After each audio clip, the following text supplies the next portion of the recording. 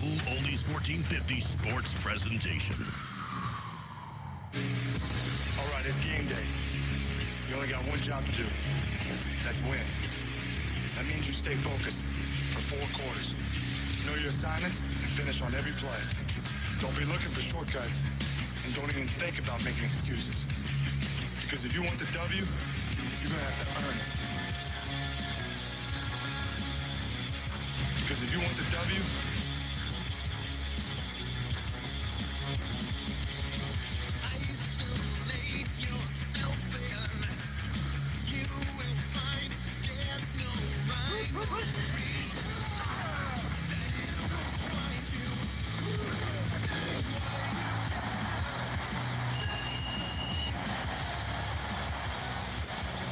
Friday night lights are never brighter than they are now. It's 2A playoff time in Walkersville. The Lions square off against the 1-8 Poolesville Falcons.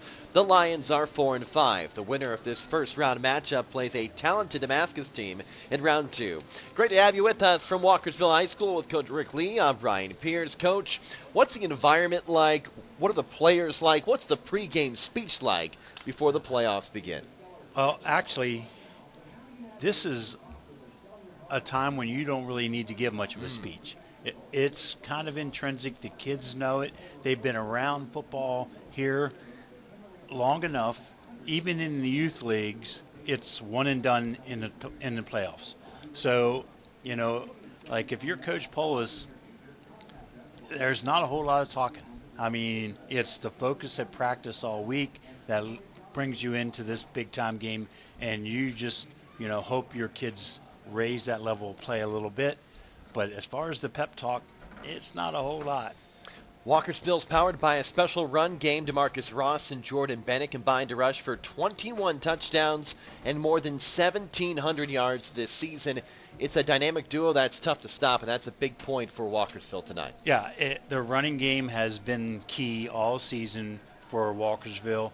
I don't expect anything to change tonight. And one thing that Coach Polis has done over the recent weeks is adjusted formation, where when we saw him earlier in the season, it typically was shotgun with just one eye back or maybe a fullback in the backfield. Well, he has changed to more of a wing T look, where he has both Bennett and Ross in the backfield at the same time with the quarterback under center, and they're running belly off tackles and counters and sweeps that, you know, utilize both those talented young men, and you can't key on the eye back like you typically do in that I formation. What makes them so tough, I think, is there are 2 different types of running backs. Ross is more of a swift, get outside the tackles running back, where Bennett, I mean, he's 220 pounds. He's tough to stop when he's going downhill. Yeah, you're exactly right. You know, we used to nickname combinations like that, like Thunder and Lightning or something like that, and one's the Thunder and one's the Lightning. And you're exactly right. One's a speed one, and the other one, Bennett, he just wants to run you over. Speaking of running people over for Poolesville, Tyler Schefter is a talented running back. He's probably their most potent offensive player, will sometimes even play the Wildcat and do a little throwing as well. A tough player to stop. He's got to be a challenge tonight for Walkersville. You know, 5'11", 230 pounds, and when he gets going downhill, he's going to be a hard man to tackle. Now, what Walkersville did in the previous matchup was they typically got him before he got rolling. And 2 and 3 people gang tackling him, hitting him up high, slowing him up. But they had not seen him in the Wildcat quarterback position. And watch some film, and as you said, they'll put him at Wildcat. And he's a big lefty. Don't be deceived and think he can't throw the football, because he chucks it pretty good. And Poolesville's defense has been better over the past couple weeks. They're coming off a shutout. They've given up an average of 14 points over the past 2 games. Yep. Is there anything different they've been doing? Maybe just getting settled in, getting some players back from injury potentially, and too. One key player that they talked about getting back was Cage Tupa at middle linebacker. And when you don't have a whole lot of depth, as Poolesville this year, one player like that can make a big difference in the middle of your defense. So he's there, and I think they've adjusted and moved Schefter around a little bit at the defensive end position to get him strong side. So I think the coaching staff from Poolsville has made a few adjustments. They're a little light on the personnel side. They only played 2 or 3 seniors, so they're really inexperienced. But they made the most of the talent they have. You know, they lost some tough games, some turnover situations. I watched them on tape against that talented Damascus team. First opening drive right down the field and scored on them. So there is some potential there. You know, Walkersville, you know, they can't go to sleep. They can't. And this is the situation where, if anything, Coach Polis will remind them, you know, one misstep and we're all going home. And they don't want to have that after last week's tough loss to the rival Middletown. I don't expect Walkersville to come in here not ready to play. I think they're going to be ready to put a game on the field. Lions beat the Falcons 28-14 in round 2 last season. You mentioned it, though. Poolsville graduated 16 players. It was a great class last year. They're very young this season. Some inexperience coming into this game. For many of these players, it's their first playoff game for their coach. Their coach is as a head coach. So that is where Walkersville undoubtedly has the advantage, the experience factor. Yeah, and you're at home. You know, I'm sure we'll have the fire engines here lining up pretty soon, and there's nothing like playing at home. Now, the weird thing this year is the way the schedule played out. Walkersville's only home win was against this Poolsville team. So they lost all their other home games, and I'm sure they're going to, again, try to right that ship a little bit here tonight. Way back on September 9th. Thankfully, Walkersville's 3-1 on the road. Hence the 4-5 record. A couple close losses, too. Real quick, want to mention our great sponsors for the postseason. Center of Life Chiropractic, Kelco Plumbing, Thurmont, American Legion Post 168, and Thurmont Country Kitchen. We really appreciate all of their support as we're waiting potentially for the national anthem in just a few moments. Walkersville also will run out onto the field in just a few moments as well. Yeah, it looks like we're ready to take that break now, Ryan. We'll take a break. We'll be right back. Postseason football on Cool Oldies 1450.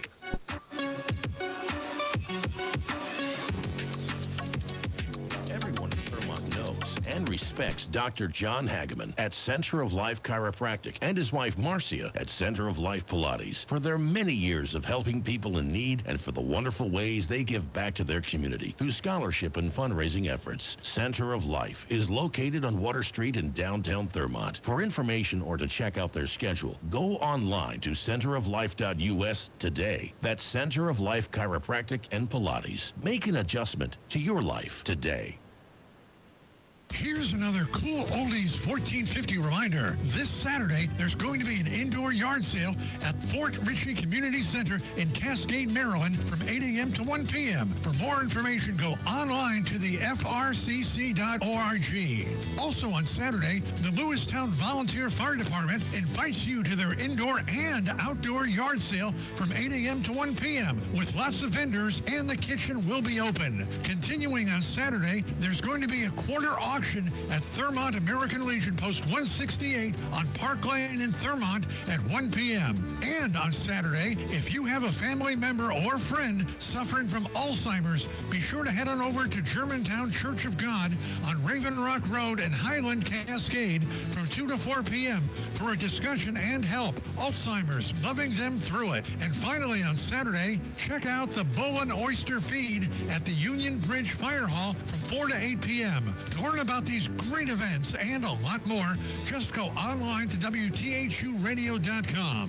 Remember, at Cool Oldies 1450, we care about our community and about you. Here's another Cool Oldies 1450 reminder. The Thurmont Food Bank, located on Old Frederick Road in the Old Town Office Building near the Hunting Creek Bridge, opens Tuesdays from 5 to 7 p.m. and Fridays from 4 to 6 p.m.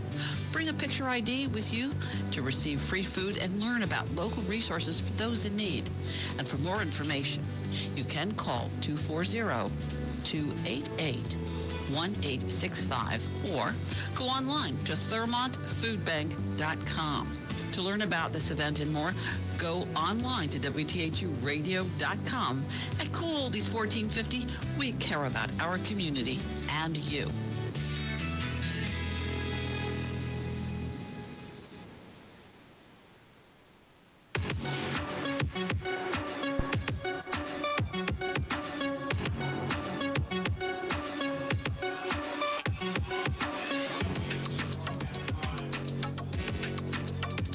Welcome back to Cool Oldies 1450. It's postseason football, high school football. What a matchup we have tonight. Walkersville against Poolesville. Ryan Pierce alongside me, Coach Rick Little. Coach, you have the red smoke coming out of the Walkersville fan base. The students are out. Some of them are shirtless, which is crazy because it's 52 degrees right now. Oh, it's good to be young. Yeah. They're excited. That's the important part. That's right. And it's a nice little crowd. Not a big crowd. As I think people had read the scoreboard and kind of saw what happened last time they played. But again, this is playoff football. One thing I'm looking for is, if you look at the stats through the regular season, the quick start, Walkersville averages like 31 points a game. 20 of those come in the first half. Yeah. And Poolesville, 10 points a game, only 3 of those in the first half on average. So if you're going to pull off the upset, if you're Poolesville, you need to start quick.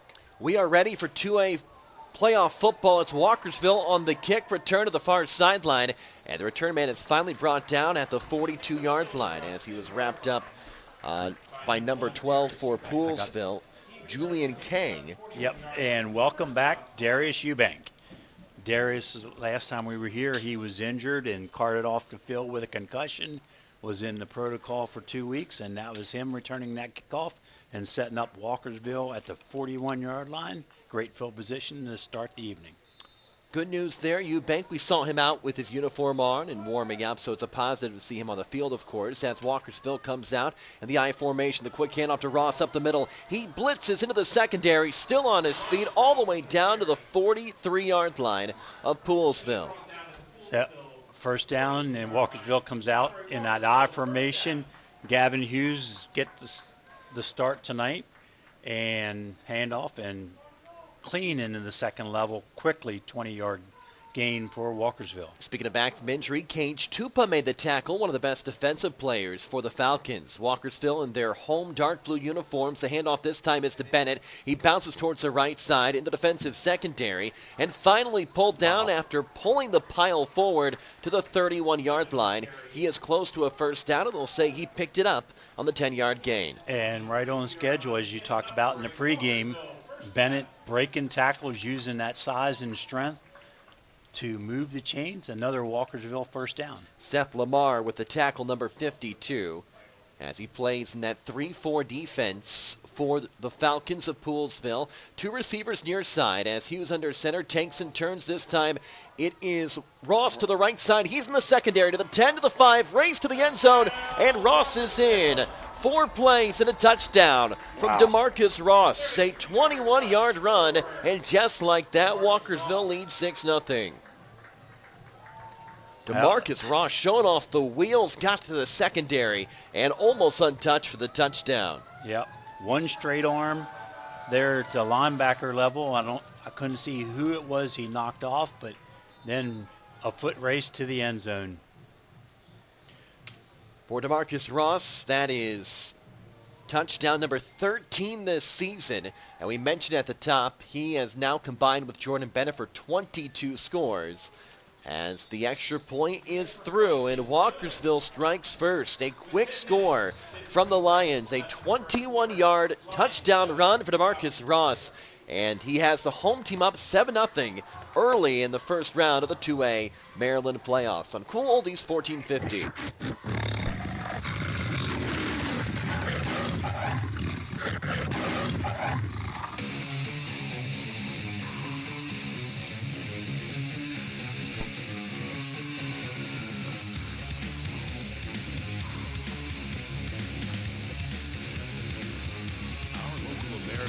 Post 168 in Thurmont is amazing. Not only do they support local high school sports on the radio, but they have great food, great fun, and they constantly serve our community in so many ways. Check out their Facebook page, American.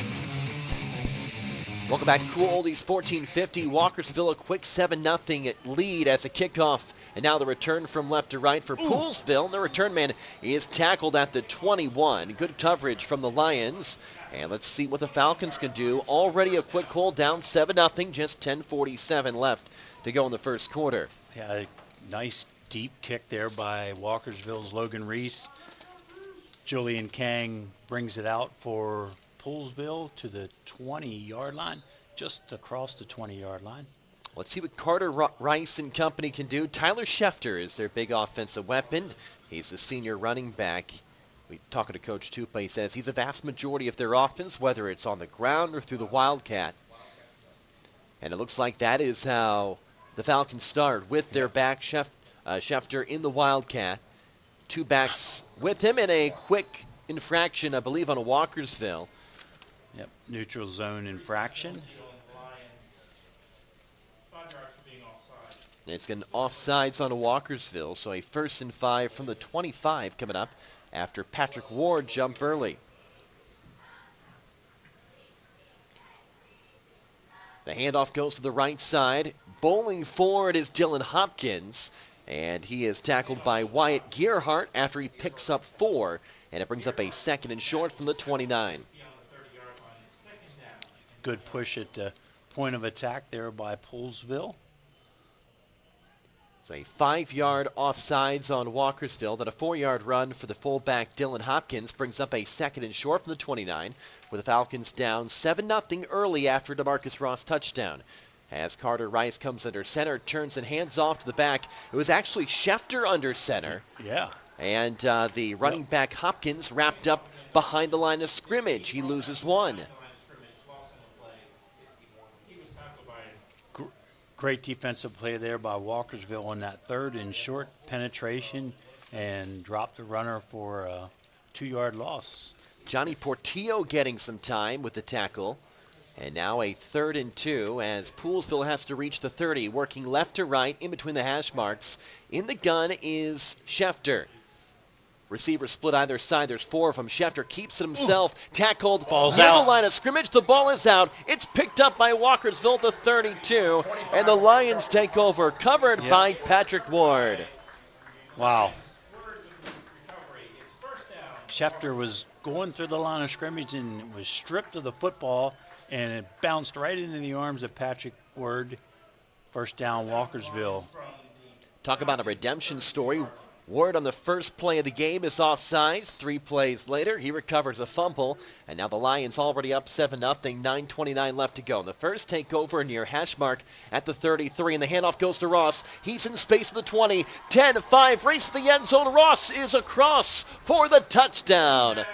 DeMarcus Ross, touchdowns on back-to-back plays. He came to score today, and it's 13-0. Walkersville on top by 2 scores. And, one thing I came and just watched as a fan, the Middletown-Walkersville game last week, and I think this offensive line from Walkersville's out for some redemption to make a statement.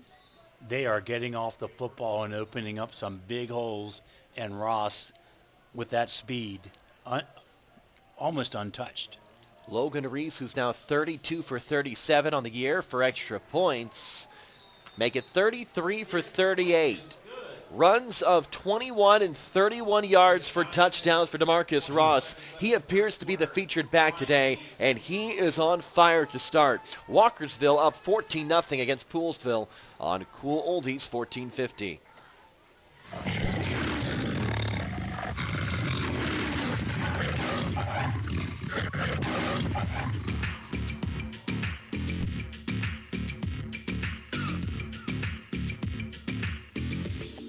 Country Kitchen, conveniently located on Water Street in downtown Thurmont. It's just like home, only they do the dishes.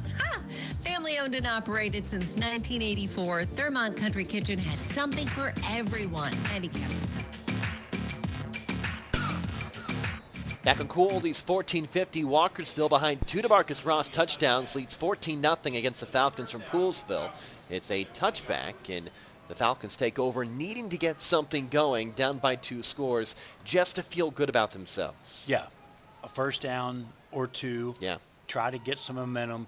Give your defensive personnel just a little bit of a break. So DeMarcus Ross, 2 touchdowns for Walkersville. And now it's the Falcons taking over from their own 20-yard line. A tough luck fumble on third down for Tyler Schefter led to the score. It was picked up by Patrick Ward. He's got an interception and a fumble recovery this year. Schefter keeps it himself, rolling left, passes left. It's caught at the line of scrimmage and decked on the play pretty quickly for no gain. Tristiano Manconi there on coverage. Short gain on the play. Maybe a pickup of 1 off the pass from Schefter. A 2nd and 9 coming up from the 21. Walkersville leading 14-0 early, a pair of rushing touchdowns. 8:50 left to go in the first quarter. We're just underway. You blink and Walkersville has a 2-score lead. Now Schefter, 2nd and 9 from the 21, in the gun. Rolls left, hands off the back, crossing up the middle, and he goes nowhere. Swarmed by Walkersville. It looked like it went to Dylan Hopkins, and he was tackled right away at the line. It looked like Evans and Word in on the stop for Walkersville. Raquel Evans, 36 tackles this year. He's such a versatile player on the outside. He can come up and blitz. He can stay back and play the run, can guard a receiver out of the slot. He's a valuable piece for the Lions, getting in on his first tackle today. Now a long third down, 3rd and 10 from the 20. As Schefter comes out in the gun, back to his right side. Pair of receivers split off to either side. Fakes the handoff, keeps it himself. Rolls left under pressure, and Schefter goes down at the 10. 2 players in the backfield for the Lions. Looks like Raquel Evans and A.K. Whitby were back there for Walkersville. Give them a half a sack each. I guess that's the official scoring on that thing when you're counting tackles for losses and sacks. But yeah, both defensive ends or, quote, outside linebackers, there quickly. Schefter, no time to get rid of the football. Now Armand Akdag is going to have to punt in his own end zone, and it's blocked. It's picked up And by recovered. Walkersville in the end zone for a touchdown for the special teams. And now Walkersville is up 20-0 after the Bennett. block punt and score. Yeah. Jordan Bennett, running back, turned defensive end there on the punt return team. Scooped that ball up in the end zone for the Walkersville touchdown. Jordan Bennett has now 10 touchdowns, 9 are rushing. You would think if you get one tonight, that'd be how we do it. But he picks it up off the punt block and basically was standing. He was standing in the end zone when it was recovered. So it's 20-0, Walkersville leading. Already the 3rd extra point attempt from Logan Reese. And now the play is blown dead. It is an offsides on the defense. Likely won't make much of a difference. Goes up a yard. Out of town scoreboard, Oakdale takes a quick 6-0 lead on North Hagerstown. Oakdale, the top seed in the 3A playoffs. 20-0 here in Walkersville. Just about 6 minutes in, make it 21-0 as Logan Reese now 3 for 3 today, 34 for 39 this season on extra points. He's got Walkersville up by 3 touchdowns with 7:13 left to go in the first quarter on Cool Oldies 1450.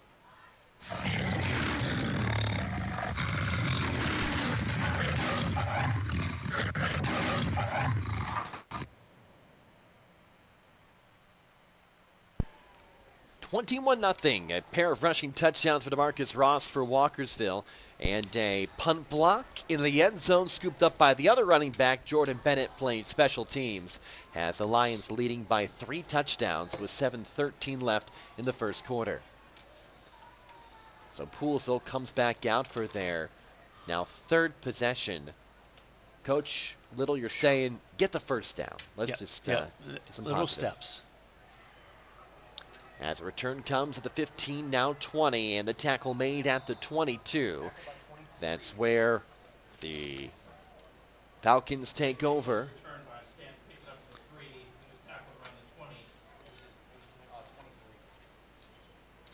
So 1st and 10 for Poolsville from the 20.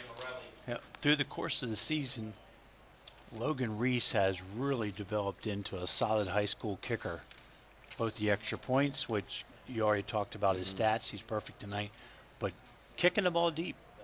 You know, inside the 10, holding teams here. Again, Poolsville at the 20-yard line. Had a touchback earlier. Speaking of good special teams plays, Colton Amoriel with the tackle, a nice one at the 20-yard line. And here comes Poolsville, their third possession of the game, and the back is swallowed up in the backfield.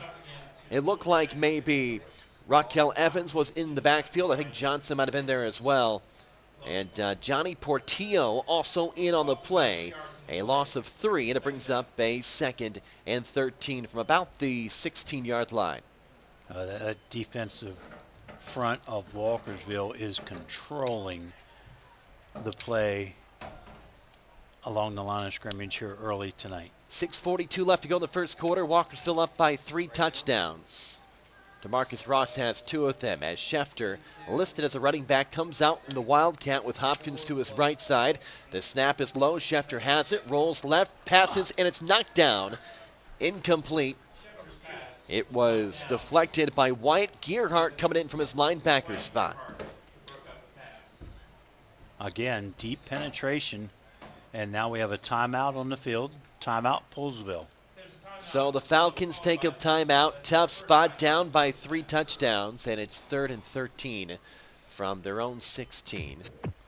And we'll take a break with them. It's high school football postseason on Cool Oldies 1450.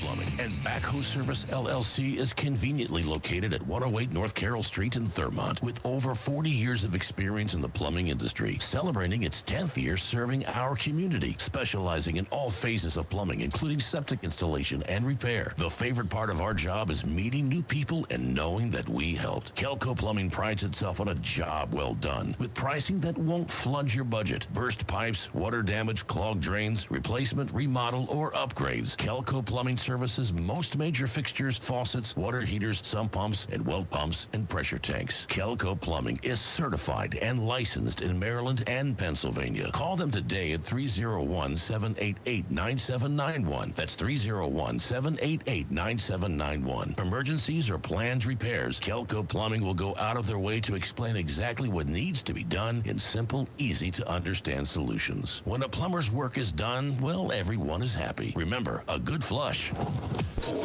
3rd and 13 for Poolsville from their own 16. Schefter the snap, rolls right, passes high in the air left side as it hangs, and it is caught by the receiver at the 36-yard line. A 25-yard pickup as Schefter just turned and tossed, and the receiver made a great catch. Poolsville's Sam Lewis came back for that football and made a nice diving catch. But Poolsville's called with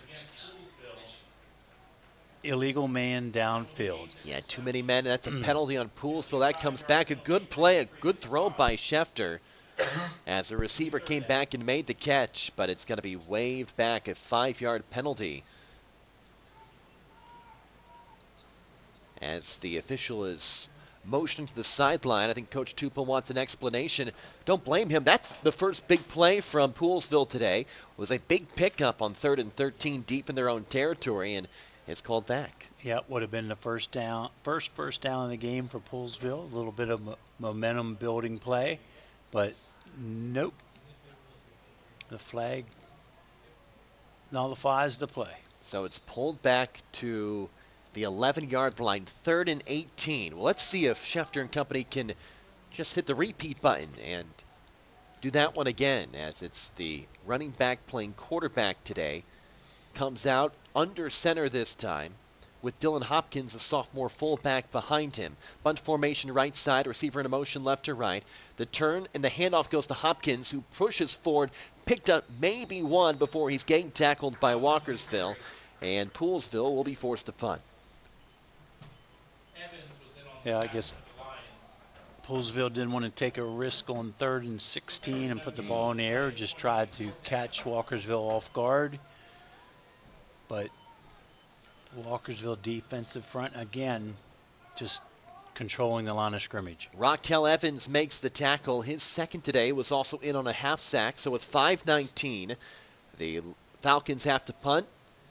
trailing 21-0, and once again, Armand Akdog is back in his own end zone. This time he gets it away. It's a low line drive kick that bounces the 45, keeps on rolling to the 50, where it's scooped up by the return man all the way to the far sideline 30, 25, 20-ish is where Darius Eubank is finally angled out. A return of about 30, and that is where Walkersville takes over with great field position. I don't know if you noticed my nervous reaction to Darius scooping that one off the turf.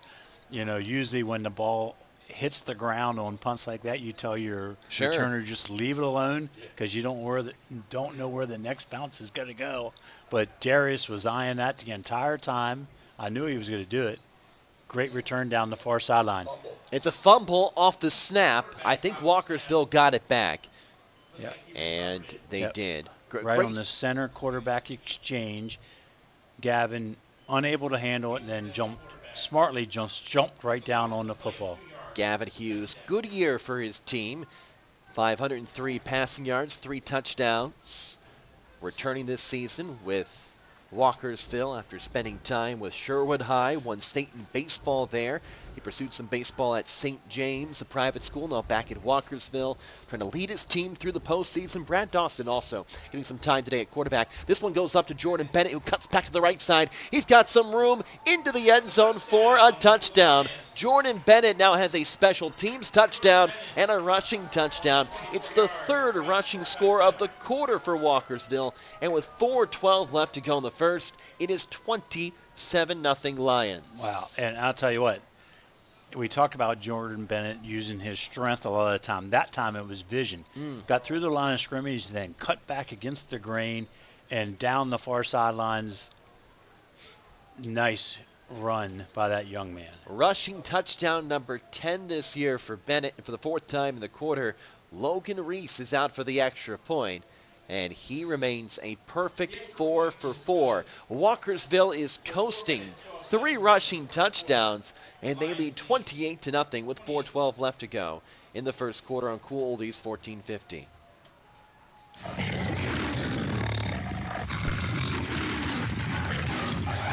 So Bennett's got 2 scores. DeMarcus Ross has 2 scores. Coach, we talked about at the top, this is a dynamic 2-headed combination at running back.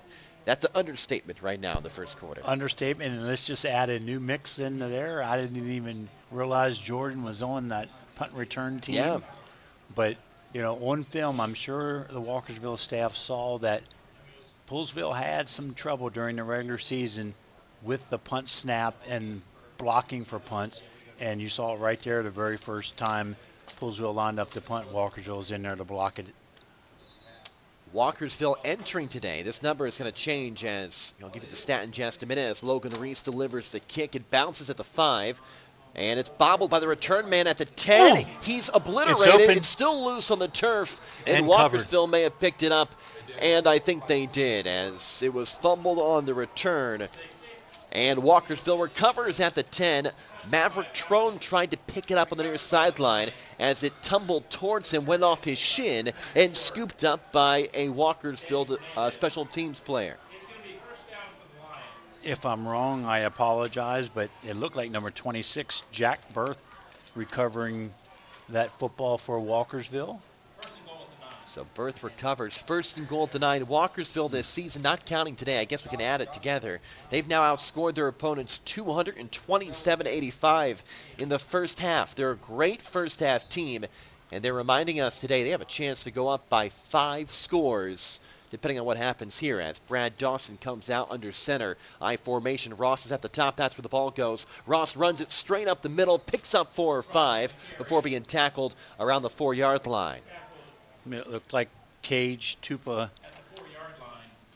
from his middle linebacker position stopped Ross shy of the goal line, actually on the 4-yard line. So Tupa, his 2nd tackle. Great to see him back. He's been injured the past few weeks. A really talented linebacker for Coach Tupa and his team. Jester Jr. is Cage. He'll be back next year. Again, I formation at the 4. This time to Bennett. Bennett lowers the shoulder, pushes forward, and he's pulled down at the 1.5, maybe the 2. And it brings up a 3rd and goal for Walkersville. Well, Coach, this could be the confidence booster for Poolesville if they can make a stop here at the goal line. Yep. 2 more snaps to make a goal line stand would indeed change a little bit of momentum. Dawson, the 6'3 senior, comes out under center. As he's got Ross at the top, turns hands off Ross, left side, and Ross is in for the touchdown. DeMarcus Ross, his 3rd score this quarter, and it's 34-0 Walkersville. Wow. He's got runs from about 21 yards, about 31 yards, and now from the 1.5 yard marker as he scores his 3rd in the quarter. Ross now has 15 touchdowns this season, and another extra point coming up for Logan Reese. Can he go 5 for 5? He can. And Walkersville, with 2:54 left to go in the first quarter, leads 35-0 against the Falcons. And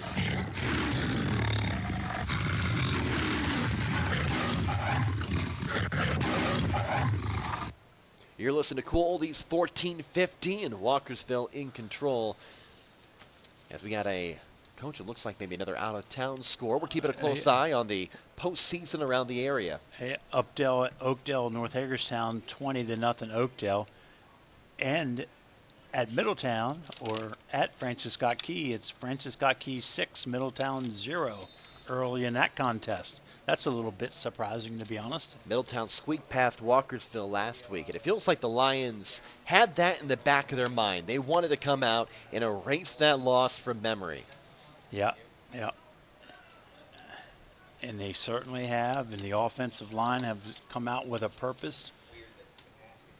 As Reese kicks it away, it's going to be Stanton to take it, and he drops it, picks it up though at the 10, up the middle to the 15. Stanton tries to angle back to the near sideline and is met middle field at the 24-yard line. And that is where Poolesville takes over. Falcons trying to pick up something positive.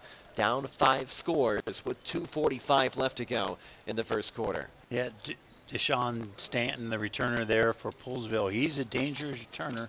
Saw him on film returning punts and kickoffs.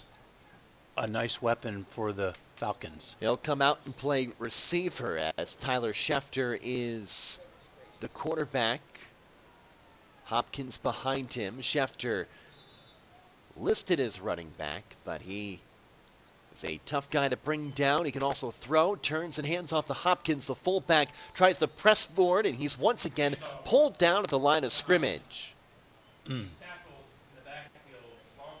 Cannot get going because that defensive line, and this time it looked like number 56 for Walkersville, Logan Boston, who's a two-way player for the Lions, offensive and defensive line, getting his rotation on the defensive front. The big nose tackle, Boston, getting back there and making a play. It's actually a loss of 3. I thought the running back Hopkins made it back to the line, losing 3, so he's marked back at about the 21-yard line.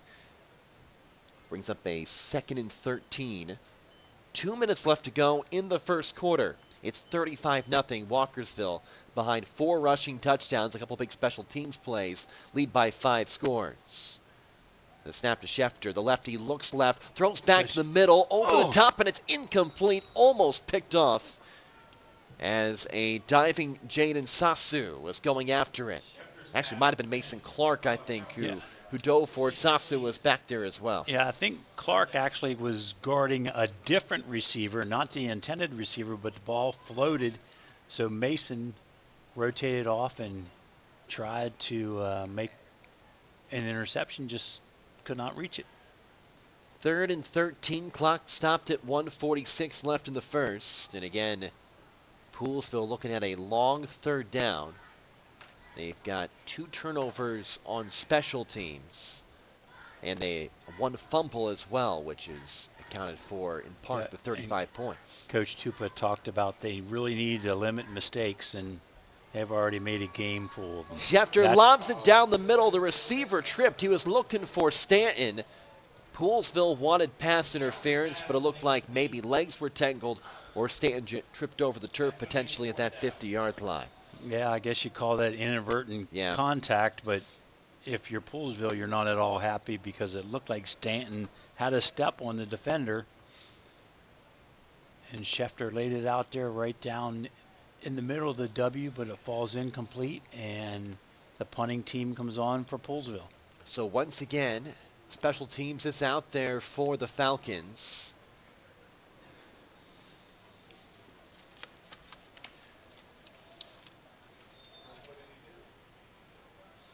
As they are facing a 4th and 13 with 1:39, the punter is back at the 5-yard line.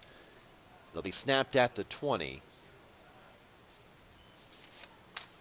And the kick is away. It's a good one. It's deep. Backpedaling Eubanks grabs at the 50. Now the 45-40. Tries to come back middle. Keeps on the near sideline. He's twirled to the turf at the 27. And a flag comes out as well at the 30. Yeah, that's going to be a block in the back up here at the 31-yard line. But again, a nice return by the dangerous athlete Darius Eubank. Eubank, a good story. A concussion 2 weeks ago. He's recovered and is ready for the postseason. He also was banged up to start this season.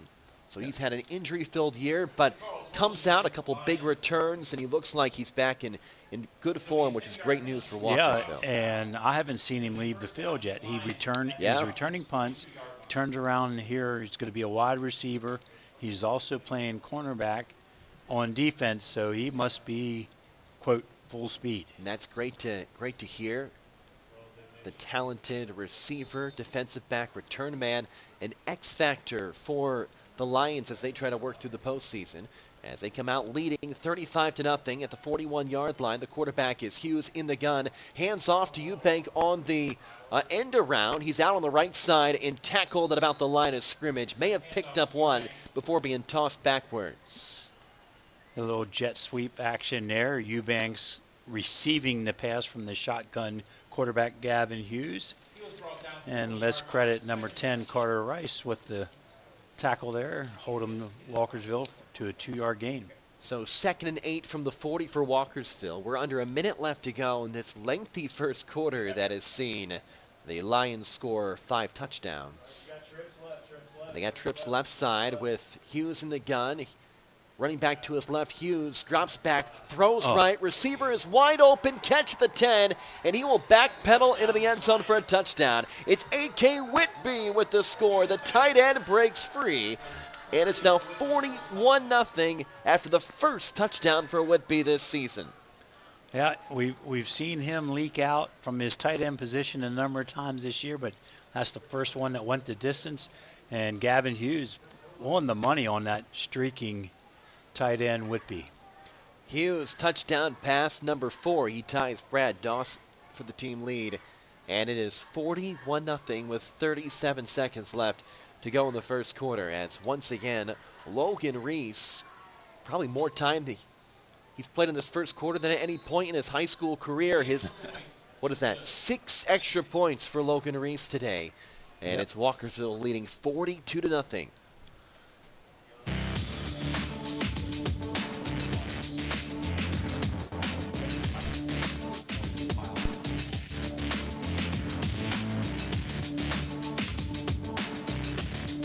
You have a list of things. None of those things say wander around a warehouse looking for somebody to help you, or walk out not knowing if you got exactly what you need. Nope, you have a list of things, and Ace has them, from the brands you trust. We also have people who ask the right questions to make sure you get everything you need.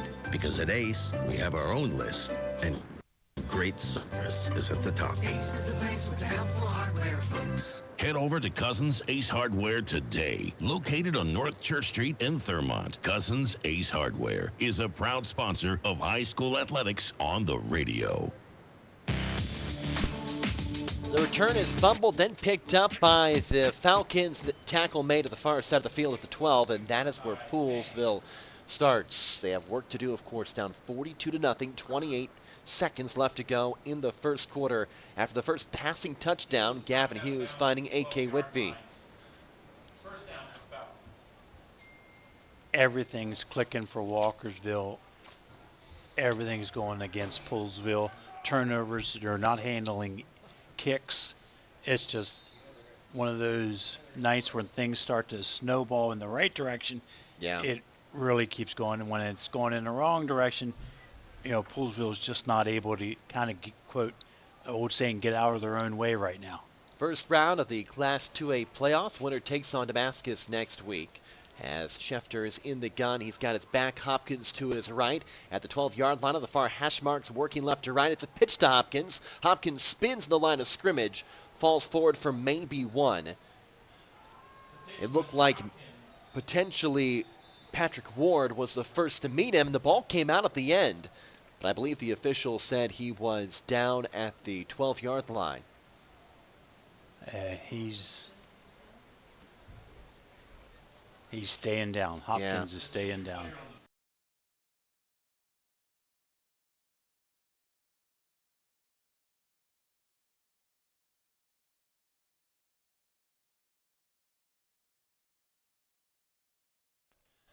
Beside Hopkins.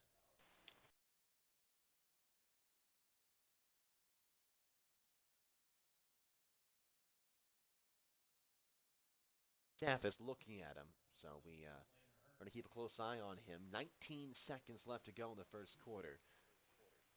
And the running back, Dylan.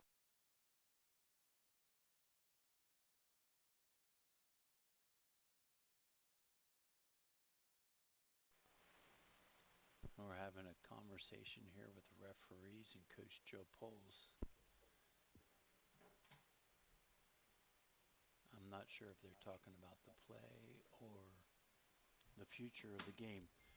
Out-of-town scoreboard, couple updates. Oakdale pouring it on North Hagerstown. It's now 27-0 Oakdale. And Middletown has taken the lead over Francis Scott Key 7-6. See if there's any other.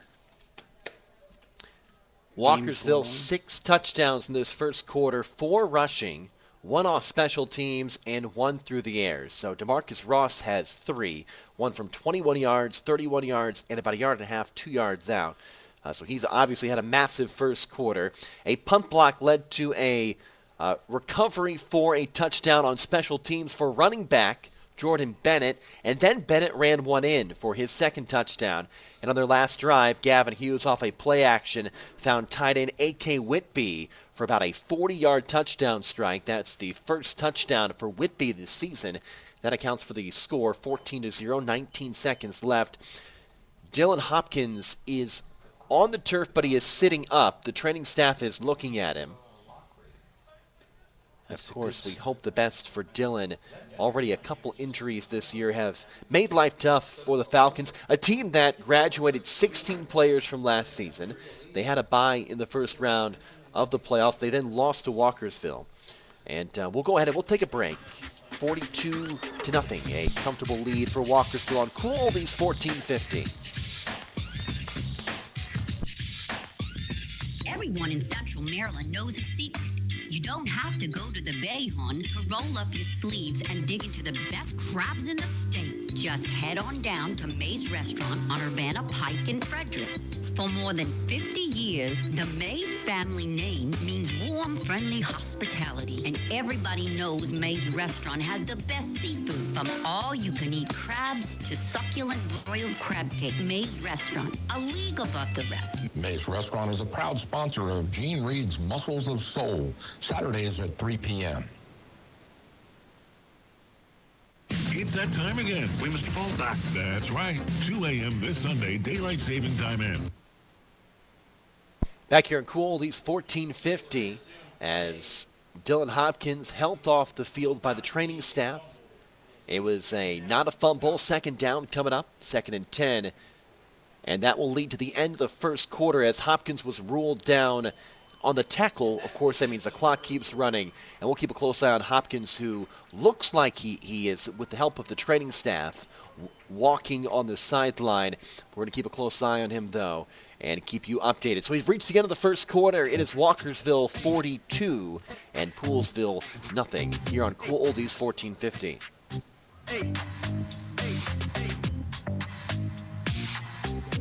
Catoctin Cougars Tigers, Fairfield Knights, Walkersville Lions. Our coverage of local high school sports is #1 in the region. Just check out our schedule on our website, WTHUradio.com. Click on the sports broadcast schedule to find out when your favorite team is playing right here on Cool Oldies 1450 THU. What's the People's Restaurant? It's the diner, and you won't find a better one than the Mountain View Diner. It's the ultimate comfort food. From delicious appetizers to sandwiches to succulent entrees, the Mountain View Diner can satisfy any taste. If it's mouth-watering Greek fare you're after, the Mountain View Diner will not disappoint. And don't forget the famous cheesecake. Mountain View Diner on West Patrick Street in Frederick and in Charlestown, West Virginia, across from the casino. A winner 3 years in a row for a Best of Frederick Award. The people who love great food eat at the People's Restaurant. The Mountain View Diner. Hey, hey, hey, hey, hey, hey, hey, hey, hey.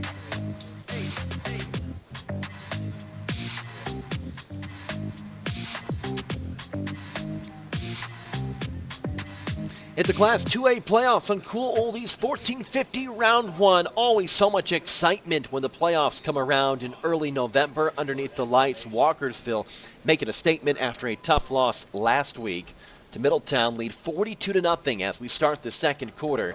Poolsville has it inside their own 20. And a lot of work to do. Right now they're thinking, let's get first downs and let's try to create some positive momentum to start the quarter. One play at a time. Try to win one play at a time. You're clearly, the outcome may be decided, but the final score hasn't been. Dylan Hopkins went off the field after being tackled as it's, I believe, second down. The pitch to the outside, back in the backfield, stumbled and is tackled at about the 4-yard line as once again Walkersville brings the pressure. A tackle behind the line of scrimmage by Johnny Portillo. That's his second today. Yep, and now in at quarterback is number 16, Aiden Kang for Poolsville. Took that snap, shotgun formation of 5'7", 170-pound junior. So Kang in at quarterback. And a big loss all the way back to the 5. Yeah, and that means Tyler Schefter has moved to running back. So Kang with Schefter behind him, ball at the 5-yard line. Long 2nd and 16 coming up for Poolsville. The ball goes to Schefter. Schefter breaks into the secondary, pushes forward to the 15, finally taken down in the secondary. That's the biggest play so far for Poolsville. Yeah, positive play. Not negated by penalty. Yeah. They did have a nice pass completion, but penalty called on that play. That nice run there by Schefter picks up about 10 yards. Menconi made the tackle all the way up to the 15 as Poolsville has to reach the 20. 10:43 left to go in the first half. Walkersville 6 first quarter touchdowns. But Poolsville a positive run from Schefter now at running back as Kang is in the gun. 2 receivers to his left to pair off to the right side. Schefter on his right hip. As the ball's on the far hash mark, it's a fake handoff. King keeps it himself, tries to press forward, was hit at the line of scrimmage, kept the legs turning up to the 19. He's close to the first down, but he doesn't get it. As he stopped short of the first down, tackle made by Patrick Ward. He's been everywhere today. Ward is having a good first half. Yeah, a little undersized middle linebacker, 5'9", 180 pounds, but boy, he is active and he'll hit you. So 4th down here, it looks like Poolsville is actually keeping the offense on the field in this situation. 4th and 4. 4th, yeah, 3, 4th, long 3, 4th and 4 at about the 17-yard line. They need to reach the 21. As Kang is in the gun, to his left is Schefter. The snap, the turn, the handoff to Schefter. Hit at the line, keeps going, falls forward, and I think he got the first down by maybe half a yard, and he did. So the first down for the Falcons today. Yep. There's a win. That's the first step if you're Poolsville.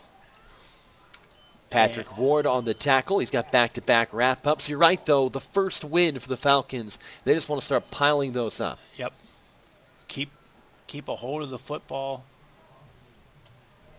Keep the Walkersville offense over on the sidelines as much as you possibly can. Approaching the 9-minute mark of the second quarter. Kang is the quarterback. Schefter, the running back behind him. Kang turns and hands off to Schefter off the left side this time, breaks one tackle, and is pulled down after a gain of 4 or 5. It looked like, I think, John Evans in on the tackle, number 53. Again, a nice positive run. Schefter with that size, 230 pounds, breaking tackles, leaning forward, 4-yard gain on the play.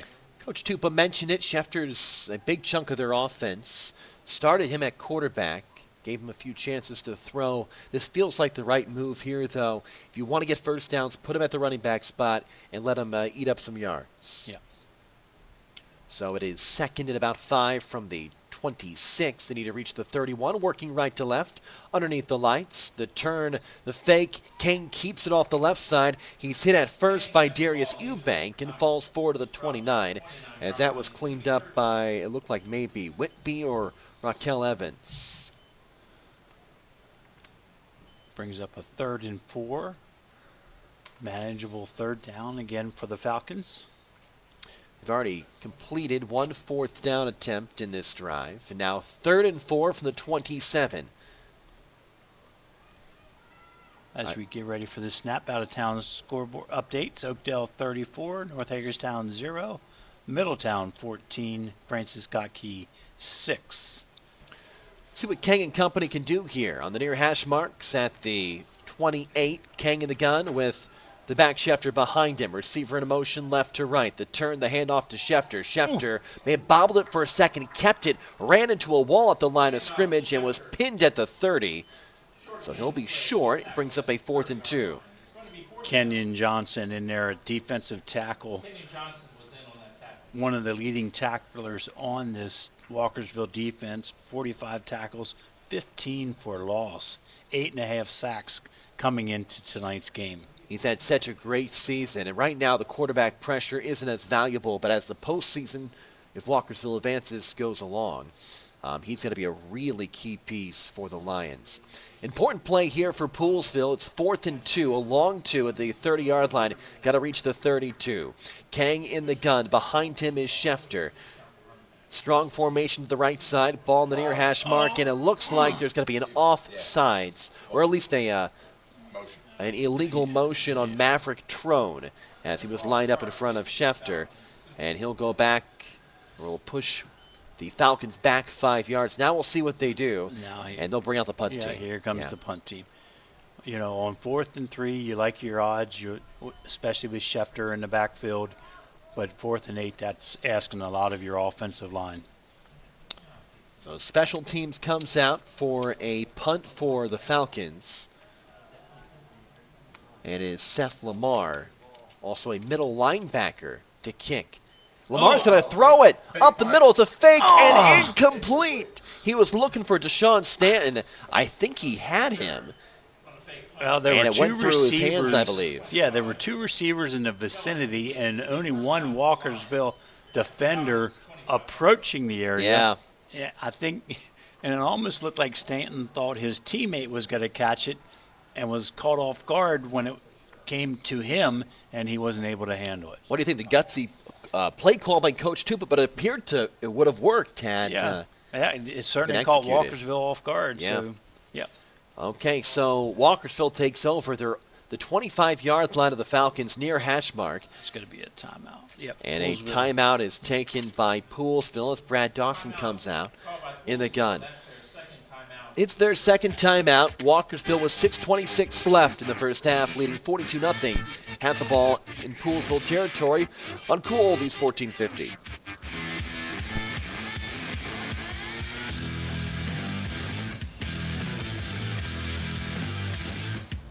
Our local American Legion Post 168 in Thurmont is amazing. Not only do they support local high school sports on the radio, but they have great food, great fun, and they constantly serve our community in so many ways. Check out their Facebook page, American Legion Post 168, to find out about their exciting events. And be sure to say thank you for supporting our local community. And don't you forget to say thank you every time you see them for their selfless sacrifice in military service to our country. Thanks, American Legion Post 168. We salute you. Playoff football and cool oldies, 14:50. Walkersville leading 42-0. They have the ball first and 10, the 25-yard line of the Falcons. Quick pass from Dawson. Up the middle, it's caught at the 10. Spinning's the receiver to the near side, and he's in for a touchdown. Tristano Menconi off the arm from Brad Dawson. The second receiving touchdown for this crew for Walkersville in this first half, and they now lead 48-0. Menconi able to spin away from a defensive back and then stepped into the end zone as Dawson, a dart of a pass up the middle, showing off the arm strength. Menconi from the left side on that slant pattern, wide open.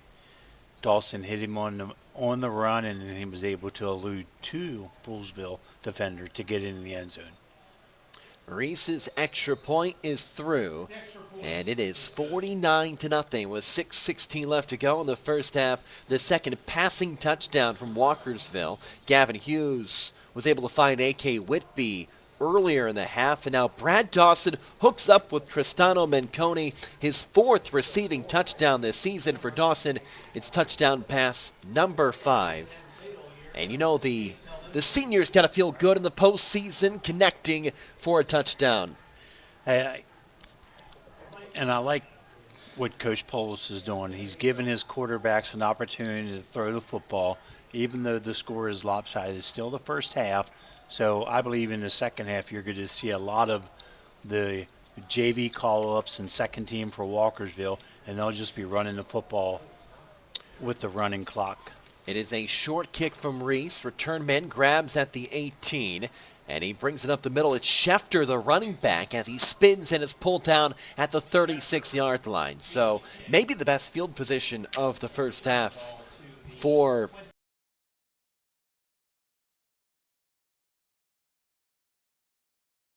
Go with the tackle there. Mazeko pulled down Schefter, and see what the Falcons can do. Walkersville has been so good in the first half this year. This will run up the number. They've now outscored their opponents 248-85 in the first half of games.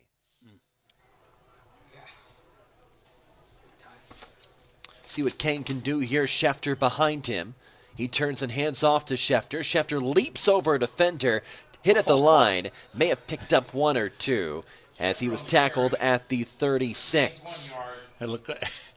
I was chuckling a bit, and I apologize. It's like Evans got a hold of one of Schefter's legs and lifted it off the ground.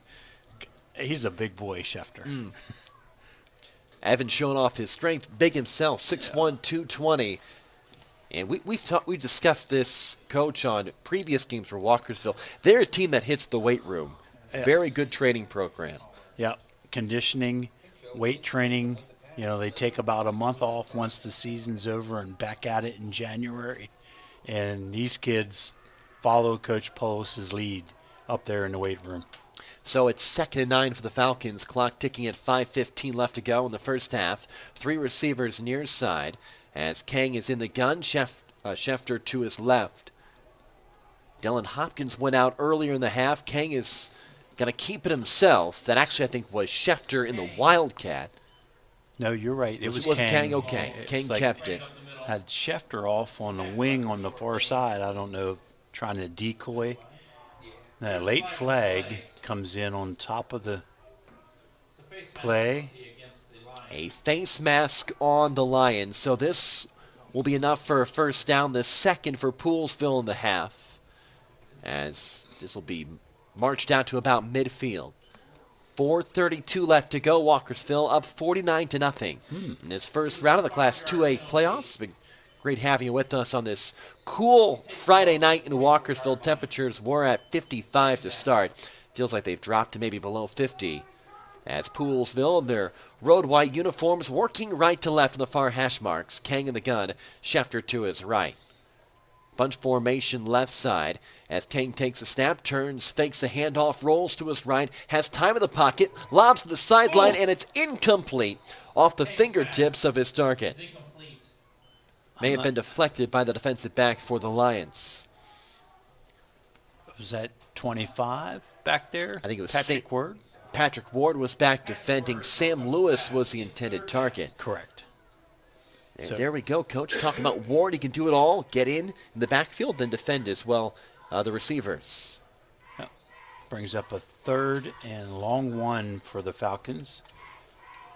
They need to reach the 45. They're at about the 43.5, 44-yard line. It's Kang. He's under center this time. Now he'll step back in the gun with Schefter back there as well, it looks like. The turn, the fake from Kang, may have been some miscommunication. He's in trouble, gets past that first wave, and gets past the first down marker. Ball's out. And now the ball is out, and it looks like it was scooped up by Walkersville. It was. On was. the far sideline, and the Lions recover. Looks like number 6, Raquel Evans with the fumble recovery for the Lions. Now the referees are talking about it over there, so I don't want to get ahead of ourselves. So that play was problematic for Poolesville from the get-go. A miscommunication, and it is a fumble recovered by Walkersville at the 40. Then Kang made something out of nothing, got the first down, but it was stripped from him, and Raquel Evans picked it up. Yep, and returned it to the 40-yard line of the Falcons. 1st and 10 for the Lions. The Lions on the far hash mark have it. I believe Gavin Hughes comes out this time. He's in the gun, 3 receivers to the right, none to the left. It is Hughes as he spins and lobs it down the middle of the field. He's looking for Eubanks, who climbs the ladder, and it's intercepted by Poolesville. Carter Rice was going to return it, and now the official says he is out of bounds at the 18-yard line. So Poolesville picks it off. There's a big defensive play for the Falcons. A nice play. Stanton and Rice both there. Yeah. Might have been an ill-advised launch there by Gavin Hughes, intercepted by the Falcons, and Rice steps out of bounds inside the 20-yard line. So with 3:52 left, probably the biggest play so far from Poolesville, and they go to work maybe with a hint of momentum. See what Aiden King and company can do. A good chance for the quarterback, just a junior as King, to get some good experience. Yeah, Coach Tupa talked to us. Only a few seniors play.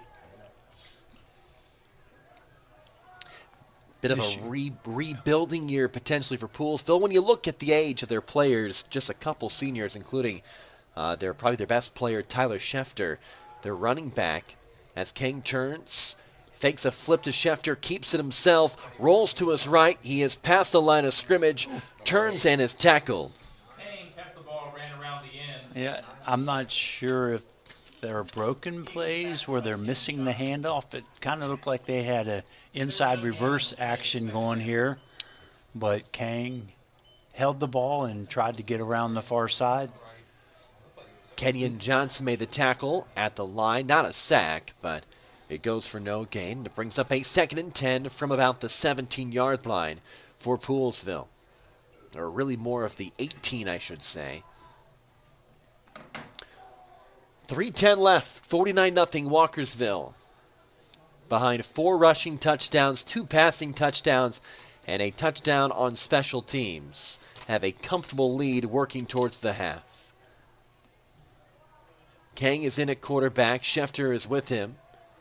Looks like it's going to go direct snap to Schefter. Yeah, right to time. Schefter. Yep. He turns and hands off to the running back, who breaks forward close to the first down marker.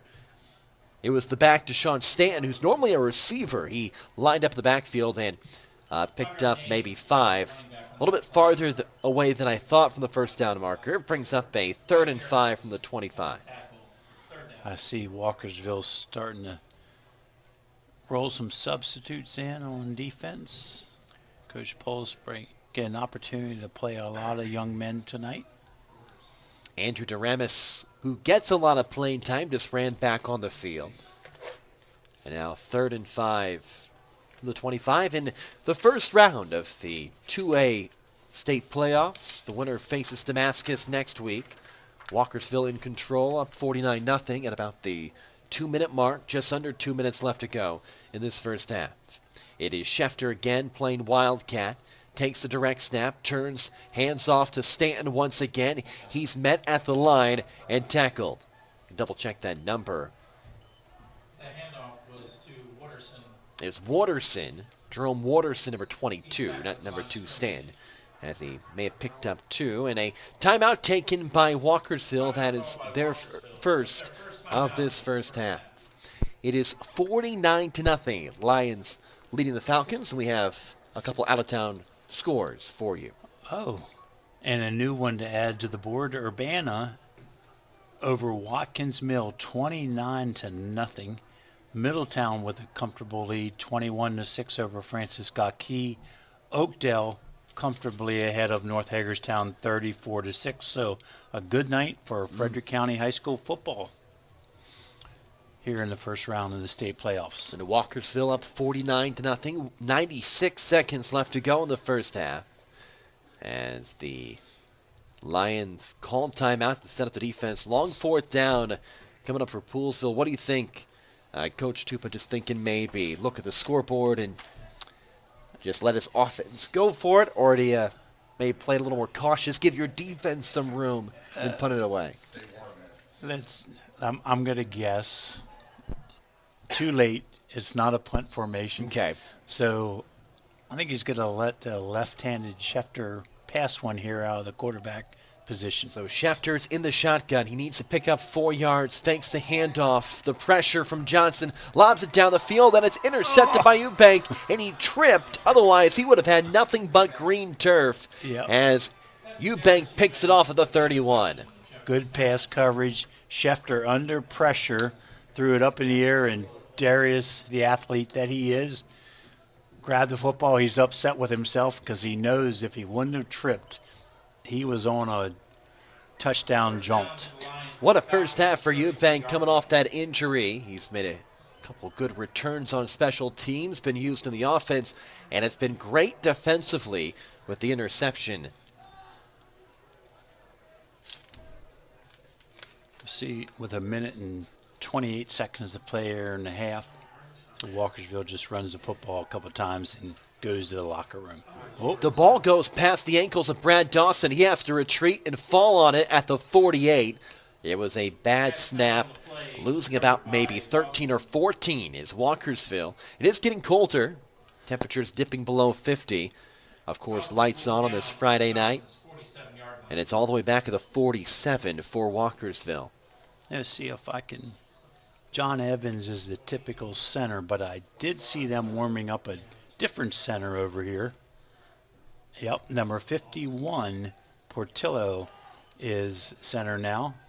And another one stays on the ground. Again, it goes on the ankles of Dawson. He goes all the way back to the 33 to pick it up, and he is tackled hard for the huge loss on the fumble and then the sack. Yeah, and Schefter gets credit for a sack. Schefter plays running back and outside linebacker. Oh, and Dawson's worse for the wear. He's stepping out of the game, and Gavin Hughes checking in at quarterback. So Dawson will get looked at on the sideline. Came off just fine under his own power, but maybe a little bit banged up after the hard hit from Tyler Schefter. Now Hughes comes out. It is a long third, not a misspeak here. 3rd and 54. Hughes will keep it rolling to his left. He's got some room at the 35-40, 45-50. He stays on his feet down the sideline, and he's off. There is a flag at the 20, 10, 5, dives to the pylon, and it is, for the moment, a touchdown for Gavin Hughes. A flag came out at about the 30, 35-yard line. This has to be coming back. That's about where you think maybe a block in the back would be. If not, that is a monstrous run for Gavin Hughes of 67 yards. And then there's another late flag. Comes out. Sideline warning. The first flag was on the play. You're thinking, Coach, the second flag is a sideline warning. Correct. I don't believe that would negate the first flag because it's after the play. No, would not. Okay. It's the first flag. We're waiting. The officials are talking on the far side of the field after Gavin Hughes sprinted up the sideline and made his way to the end zone. But it appeared like it was going to come back. Well, I'm not sure why it's coming all the way back. Yeah. So the official now has the ball in midfield. He's still walking back now at the 40, 35-yard line of Walkersville. We thought the flag came out at about the 40-yard line of Poolesville. That still would have been, a good 20 yards away from the first down marker.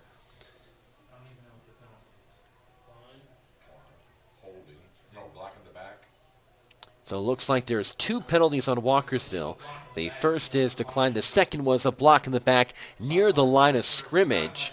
And then a sideline warning as well on Poolesville on top of that. So after all of that, this is brought back into Walkersville territory. So most important note, we expected it. The touchdown is nullified. And so it'll remain third down, the ball all the way back on Walkersville's 24-yard line after the march off of the block in the back penalty against Walkersville. And the Lions have to reach the 21-yard line of Poolesville for the first down. There's only 4 seconds left. I would guess that the Lions would just kneel down, go into the half, leading 49-0. It's been a wild first half, 6 touchdowns for Walkersville. And this last sequence has been confusing to say the least, but... And I'm not sure why they just didn't mark the ball ready for a play and wind the clock after the running play, but... Hughes in the victory formation. He's just going to kneel down to end this first half after a wild play with 3 penalties. One of them declined. One of them makes no difference. It negates a touchdown. And Walkersville goes to the half after the kneel down, leading 49-0 with 4 rushing touchdowns, 2 through the air, and 1 on special teams. A big lead in the first round of the 2A playoff. A 42-point explosion in the first quarter just kind of seals the deal here in Walkersville. Well, we go to the half. Walkersville, comfortable margin, leading 49-0 on Cool Oldies 1450. That was the longest damn first. You can say that again. It was just an hour and 5 minutes to play a lot of stuff.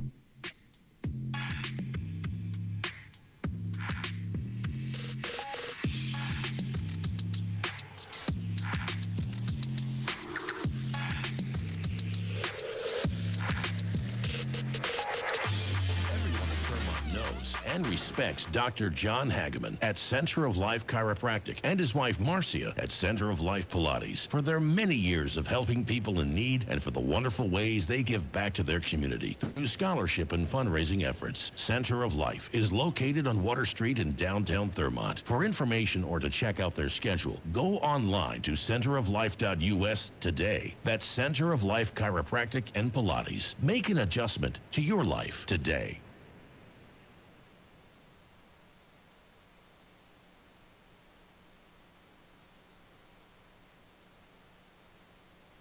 Our local American Legion Post 168 in Thurmont is amazing. Not only do they support local high school sports on the radio, but they have great food, great fun, and they constantly serve our community in so many ways. Check out their Facebook page, American Legion Post 168, to find out about their exciting events. And be sure to say thank you for supporting our local community. And don't you forget to say thank you every time you see them for their selfless sacrifice in military service to our country. Thanks, American Legion Post 168. We salute you.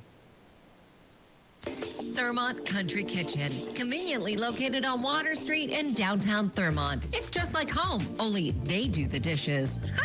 Family owned and operated since 1984, Thurmont Country Kitchen has something for everyone. Handicap accessible, we're your choice for small gatherings or parties, and we cater too. Thurmont Country Kitchen's owners, Sherry and Rob, recently received the You Make Thurmont Proud Award. And hey, speaking of awards, their roasted chicken is the best in Maryland, hands down. Thurmont Country Kitchen's menu is unbelievable with something for everyone. Check them out today. Thurmont Country. Country Kitchen is a proud sponsor of high school sports on the radio. 1 1 Thurmont knows and respects Dr. John Hageman at Center of Life Chiropractic and his wife Marcia at Center of Life Pilates for their many years of helping people in need and for the wonderful ways they give back to their community. Thanks, American Legion Post 168. We salute you. That was the longest damn first.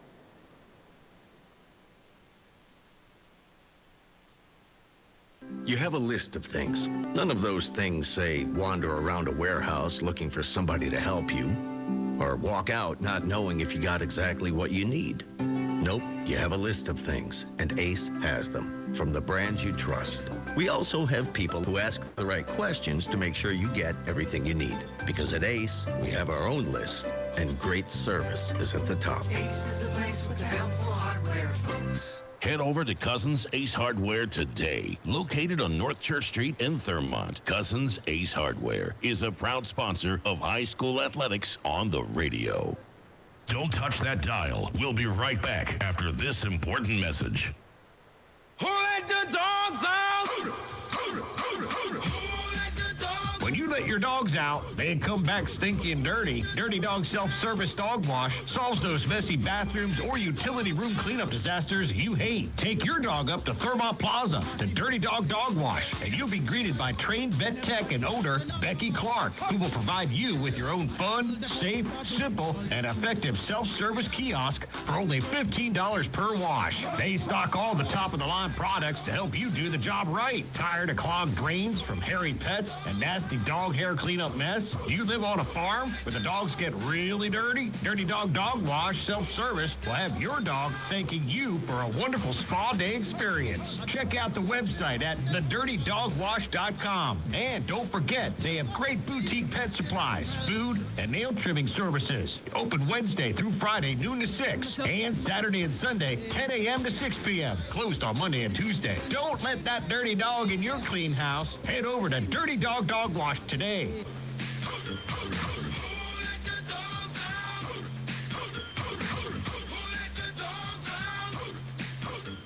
When do we change the clocks? What? What do you mean change the clocks? It's still a long ways off. Not at all. How does anyone know the date or whether to change the clocks forward or back? I always get so confused. It's easy. All the info anyone could need for this comes from daylightsavingstime.info. This amazing website tells everyone exactly when to change the clocks and which way to change the clocks. The site is just packed with tons of information on daylight savings time. Whoa, that's pretty awesome. Now you're getting everyone in the clock changing spirit. What was that site again? daylightsavingstime.info. It's never too early to prepare to change your clocks. This Sunday, November the 5th, fall back from 2 a.m. to 1 a.m. to prepare your family for the end of daylight savings time. Once again, that's Sunday, November the 5th. Change your clocks from 2 a.m. to 1 a.m.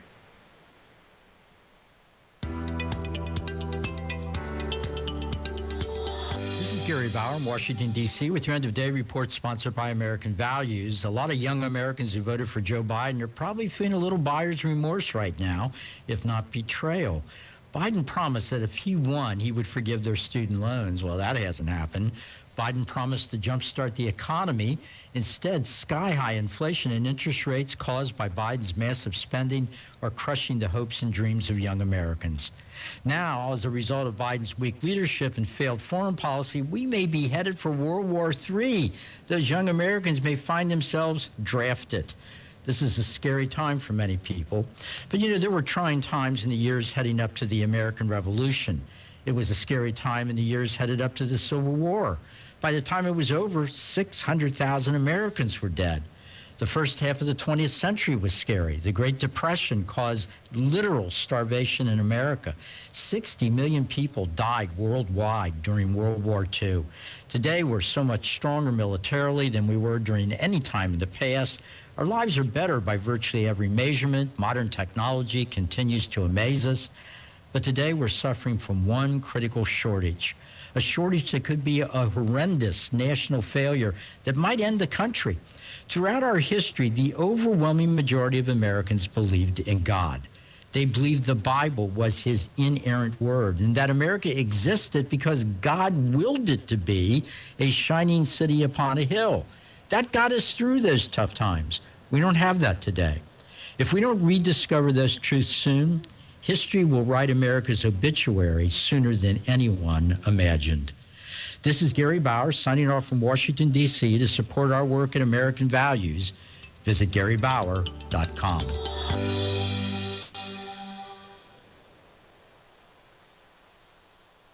Here's another cool oldies 1450 reminder. This Sunday, the food trucks Husky Hut Coffee, Tacozilla, and MR Cheesecake will return to Dirty Dog Dog Wash from 10 a.m. to 1 p.m.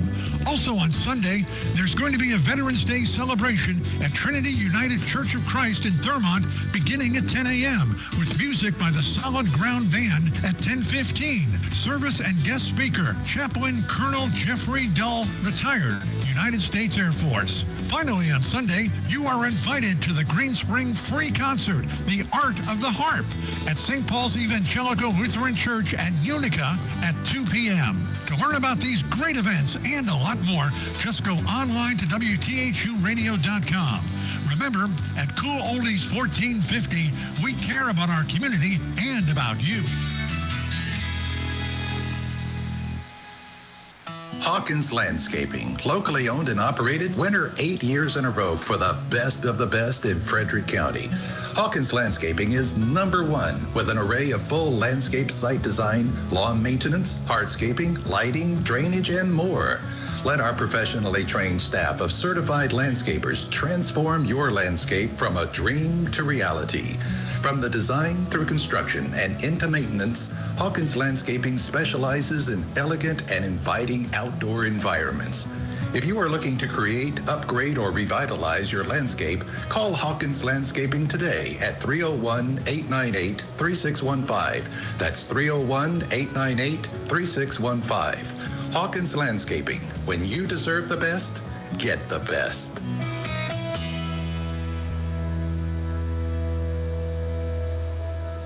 Hi, I'm Brian Charles, and I want to talk directly to everyone who might be considering a new, more challenging career for themselves. One that's based on your desire to do better for you and for your family, giving you the financial security we all want. Now, I'm talking about the very real possibility of becoming a marketing sales representative here at Cool Oldies 1450 WTHU. You see, I was fortunate enough to spend nearly 40 years in marketing local radio, meeting with business owners and managers face-to-face who also wanted more out of life, more success for their business, and of course for their families. It's having the ability to listen and problem solve. You would be given an existing account list, medical and dental insurance, a gas trade, so you'll be able to meet with business owners numerous times throughout the day. Our training professionals, including myself, will help teach you these things that can turn into a rewarding career, one that you can be proud of. You see, it's what we refer to in our business as demographics. Our listeners are adult, they're educated, and they have spendable income. And the clients you would be talking to already know that. We can put you directly in touch with decision makers that want success and are looking for someone like you to help them along the way. Here is what I want you to do right now. I want you to send a letter of introduction to WTHU owner and general manager Mike Betteridge. That's Mike Betteridge. Now, here's the email address. mbetteridge, BETTERIDGE at WTHUradio.com. And let's set up a meeting, whether it's weekdays or weekends. Cool Oldies 1450 WTHU has enjoyed an outstanding level of business success, and we'd like you to be a part of it. And of course, we are an equal opportunity employer. So let's get started. We look forward to hearing from you real soon.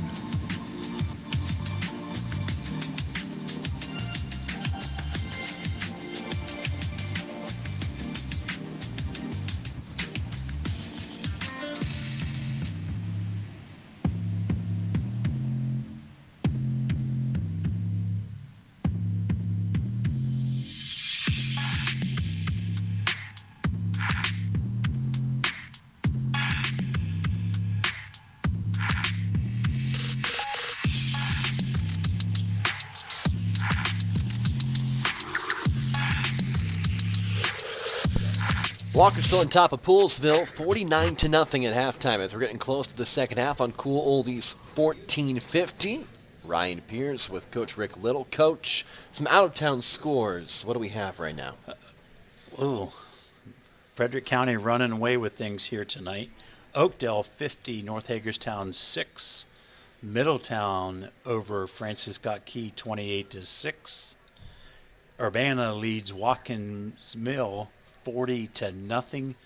And if I recall right, I don't have the numbers in front of me.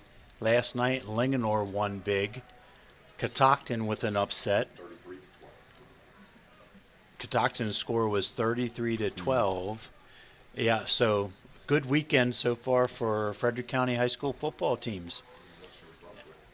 And yeah, sad to report, Brunswick was upset in their first round, so they're out of the tournament. But the other we need an update on Thomas Johnson and Tuscarora or Frederick, if we can get those. But Frederick has a bye.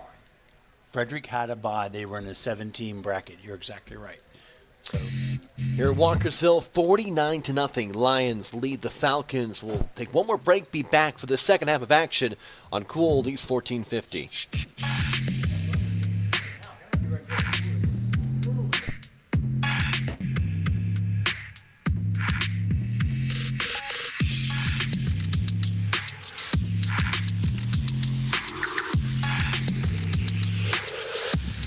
You're enjoying the game. Let's hear a special message from another one of our fantastic sponsors.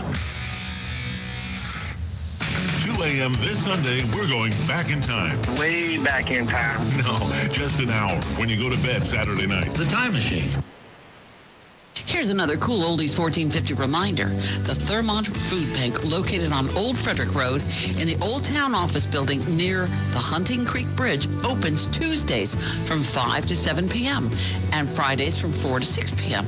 Bring a picture ID with you to receive free food and learn about local resources for those in need. And for more information, you can call 240-288-1865 or go online to ThurmontFoodBank.com. To learn about this event and more, go online to WTHUradio.com.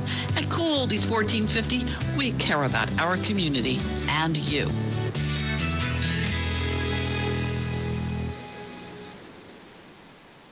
Everyone in Thurmont knows and respects Dr. John Hageman at Center of Life Chiropractic and his wife Marcia at Center of Life Pilates for their many years of helping people in need and for the wonderful ways they give back to their community through scholarship and fundraising efforts. Center of Life is located on Water Street in downtown Thurmont. For information or to check out their schedule, go online to centeroflife.us today. That's Center of Life Chiropractic and Pilates. Make an adjustment to your life today.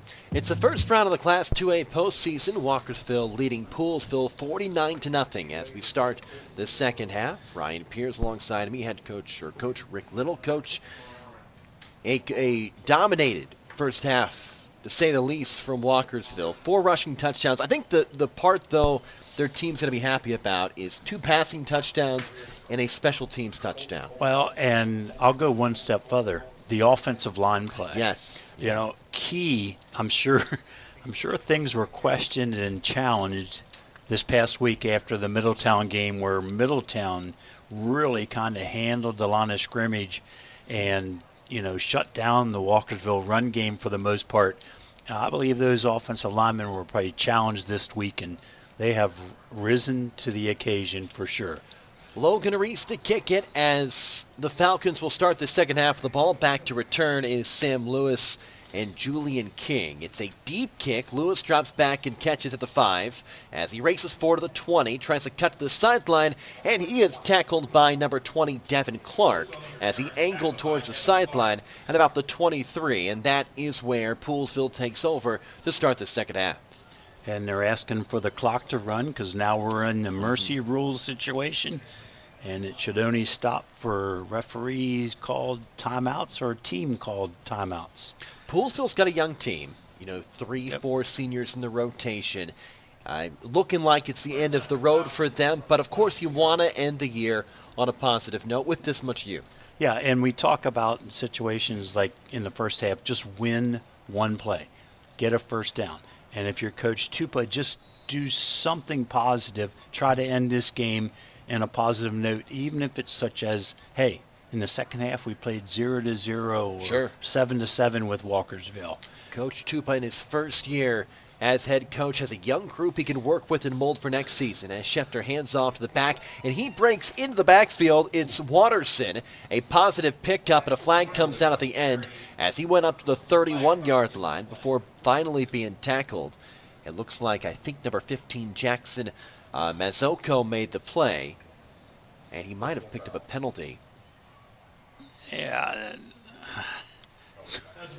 Called a personal foul. I'm not sure about that one. A couple Lions defenders converged on the runner and knocked him down. Late flag on top of the tackle for the 15-yard penalty. Looks like it was on the junior Mazoko, so number 15 picks up a 15-yard penalty. Now we'll move the ball forward, closer to midfield at the 48-yard line. This is the farthest the Falcons have been this game to this point. There have been signs. Just putting together has been the challenging part. And it looks like an offsides on Walkersville, so that does put them in Lions territory. So Falcons, good start to the second half. Looks to me as though Walkersville has a whole team of reserves in on the defensive side of the ball right now. So we'll have to try to be careful and catch the names and numbers of the young men. Schefter hands off to Watterson. Had one big run. This is a solid gain of 6 as he maneuvers to the 45 before being tackled in midfield. Let's credit Devin Clark with the tackle for Walkersville. So second and short, 2nd and 2 for Poolesville from the 43-yard line. As we are working with a running clock, 9:20 left to go in the third quarter. Walkersville leading 49-0. Some of the backup players are out there for the Lions. Quarterback Tyler Schefter, big senior back in the Wildcat. As Watterson is to his left, it was a low snap and bobbled. Fumbled the and football. It was fumbled. Who has it at the 43? We wait and see. I think Poolesville picked it up, and they did. Yep. And they got a first down, too, after the fumble recovery. A little good luck on the Falcons' part there. The ball was fumbled forward and recovered by the Falcons. Move the chains. The second first down of this drive for the Falcons with Schefter, their senior running back in the Wildcat. A lot of ground to make up, but a score would be a great start for Poolesville, just to feel good about themselves to begin this second half. As Schefter's in the gun in the Wildcat on the far hash mark, he's back at around the 50. As 2 receivers are off to the left, 2 to the right. Walkersville has 6 in the box. They bring 4. It's a quarterback keeper for Schefter out of the Wildcat. He hits the lineman, presses forward to the 38 before he's getting tackled after a gain of 3. He's brought down to the 39-yard line. It's second down. A host of Lions there to pull down the big 230-pound Wildcat running back. Officials mark him at the 39, brings up a 2nd and 7. As Walkersville on a path to face Damascus next week. That's going to be a lot of fun on the road. Expecting chilly temperatures again next week in the low 50s tonight. As the Lions try to press for a deep postseason run. They're off to a great start. Comfortable lead over Poolesville, who is marching 2nd and 7 from the 38 of Walkersville. As Schefter turns and hands off to Watterson. Watterson jabs back to the middle, and he's pulled down after a gain of 3. Looks like Richard Claggett made the tackle for Walkersville. Almost was able to pry it away from Watterson. Watterson, a strong-looking 10th grader for the Falcons. Showing evidence of that youth. Yeah. Coach Tupa talked about. Great chance for Watterson to get some postseason experience. It's 3rd and 5 from the 36. The clock ticking at 6:35 left to go in the third. Schefter, pass out of the flat. It's caught, and it is going to be close to a first down. And it looks like they do get a first down, as it is completed out to number 14 in the flat for the first down. Sam Lewis on the reception. Yep. Double wing formation there, and Lewis just leaked out into the flats. Schefter put the ball right on him. Good catch and run for a Falcons first down. So Lewis picks up the first as Falcons have it at the Walkersville 31. Schefter the snap, 3-step drop, pass to the right side, and it's intercepted at the 10, making it the 15 for Walkersville. The second interception for Walkersville tonight, I believe that was number 15, Jackson Mazzucco. No, I'm going to have to correct you, Ryan. I think it was 23? 23, number 23, okay. Colton Amarillo, running back turned defensive back, the 10th grader. So Amarillo makes the interception. Just a sophomore coming up with a big play in the postseason, and Walkersville has it at the 15-yard line. Yeah, Colton's the only 10th grader that played the entire regular season with the varsity here at Walkersville. Looking forward to seeing Colton over the next couple of years. Really talented player, receiver and defensive back, and comes up with the interception. So Walkersville with the clock running under 5 minutes, leading 49-0. The handoff goes off the left tackle, and breaking into the secondary is the running back as he gets close to the first down marker. Once again, it is Colton Amarillo with the pickup. Yep.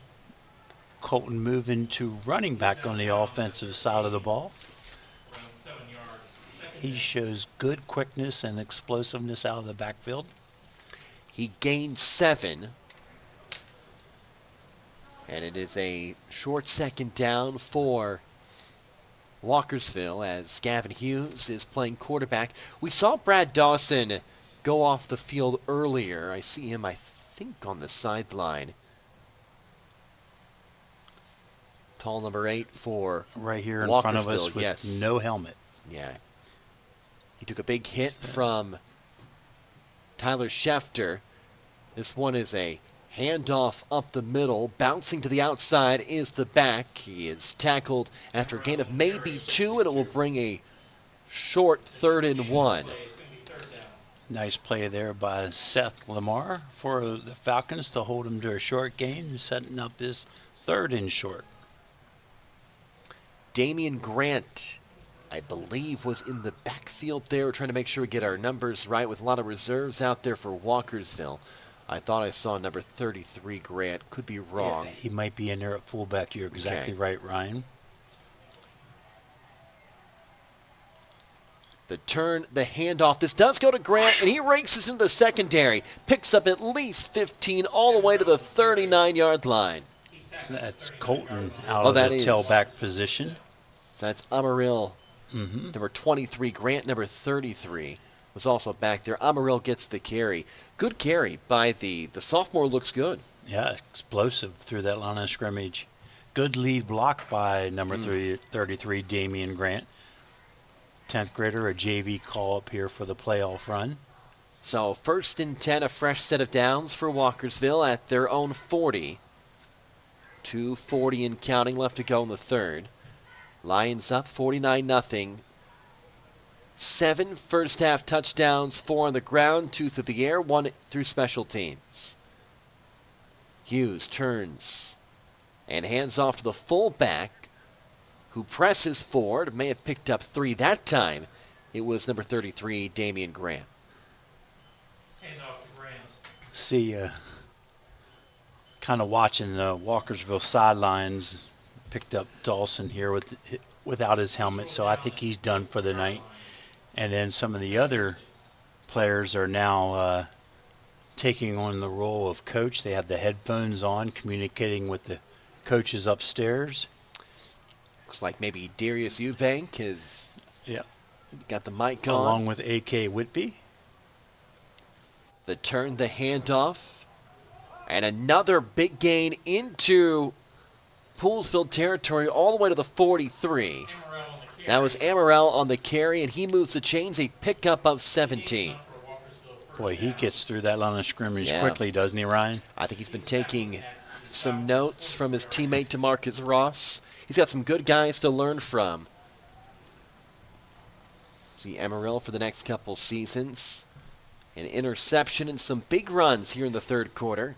As we approach a minute left, Walkersville at the 44 of the Falcons. Gavin Hughes, one passing touchdown today.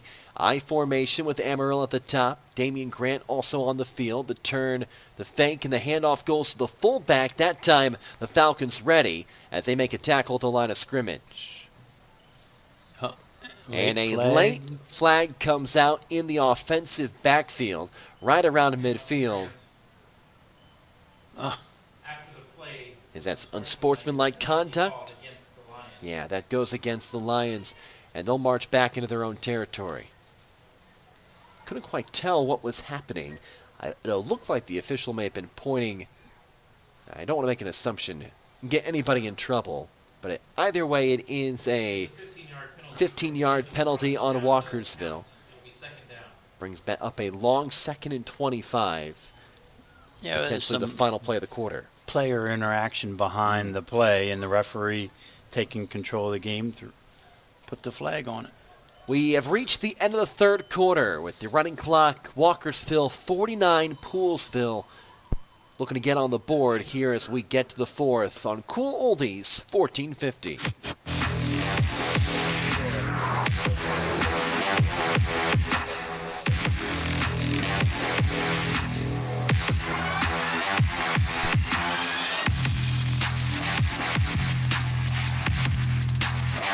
Thurmont Country Kitchen, conveniently located on Water Street in downtown Thurmont. It's just like home, only they do the dishes. Ha! Family owned and operated since 1984, Thurmont Country Kitchen has something for everyone. Handicap accessible, we're your choice for small gatherings or parties, and we cater too. Thurmont Country Kitchen's owners, Sherry and Rob, recently received the You Make Thurmont Proud Award. And hey, speaking of awards, their broasted chicken is the best in Maryland, hands down. Thurmont Country Kitchen's menu is unbelievable with something for everyone. Check them out today. Thurmont Country Kitchen is a proud sponsor of high school sports on the radio.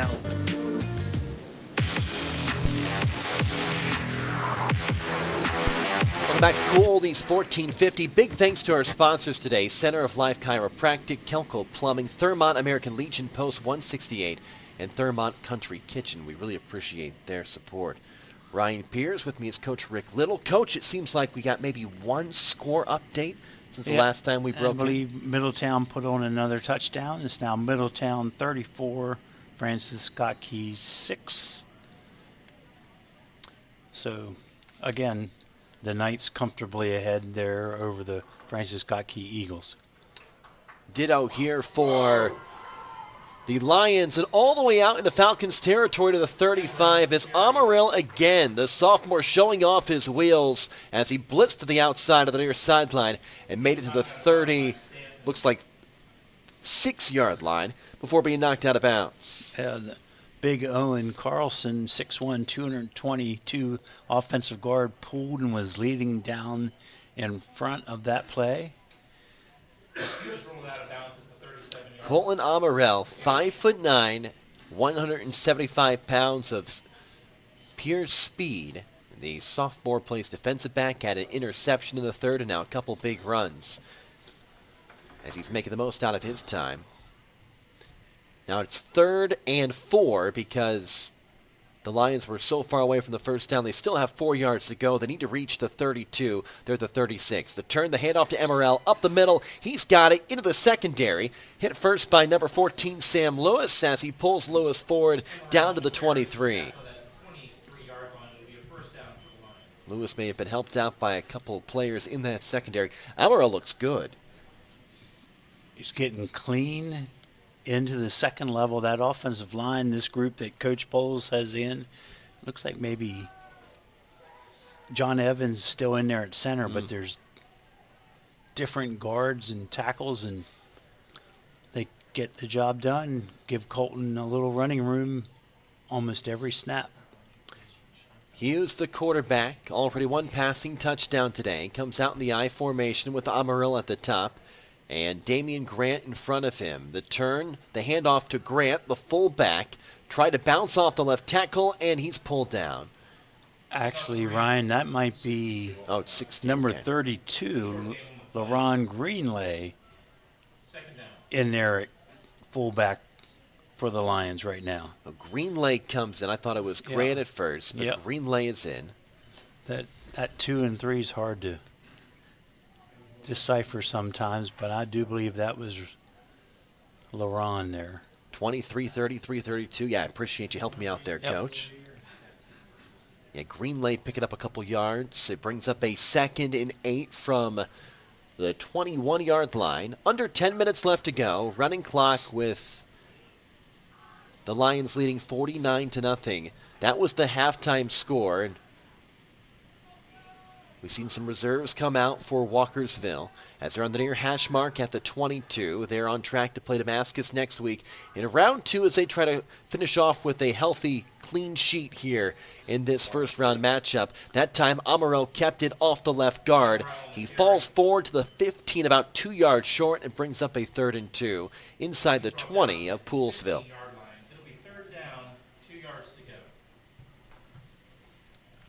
Walkersville is just content running the football, letting Colton get some good experience here. Rest the backs. We hardly called the name of Jordan Bennett because it seems like every time DeMarcus Ross touched it, he was off to the races today. Yeah, very few touches for those two gentlemen, but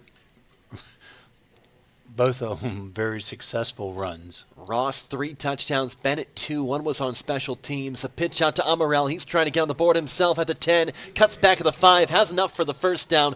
Tumbles to the 3. And Amaral picks up, about 13 yards inside the 5 of Poolesville. Yeah, it looks like Coach Poles is staying with most of the regular starting offensive linemen. It includes center John Edmonds, guards Owen Carlson and Dev Pradum, and tackles Logan Boston and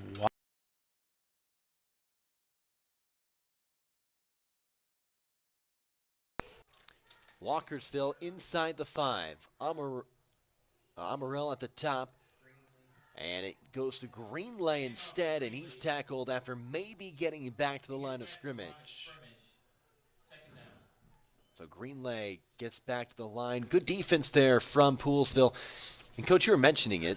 Sometimes we're reminded of how valuable the offensive line is when you see multiple running backs do well. You think, okay, well, it's not just the backs. There's the 5 guys in front of them. Yep. And over the years, Coach Poles and his staff has always develop strong offensive line play. And like you talked about early on the broadcast, the weight room is a big part of that. We'll see if Amaral gets a touch here. It is 2nd and goal. The turn, the handoff to Amaral off the left side, and he's in for the touchdown.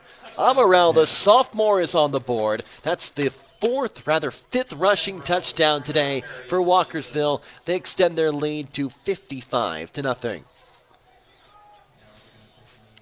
Colton Amaral, just a sophomore, working off the left tackle.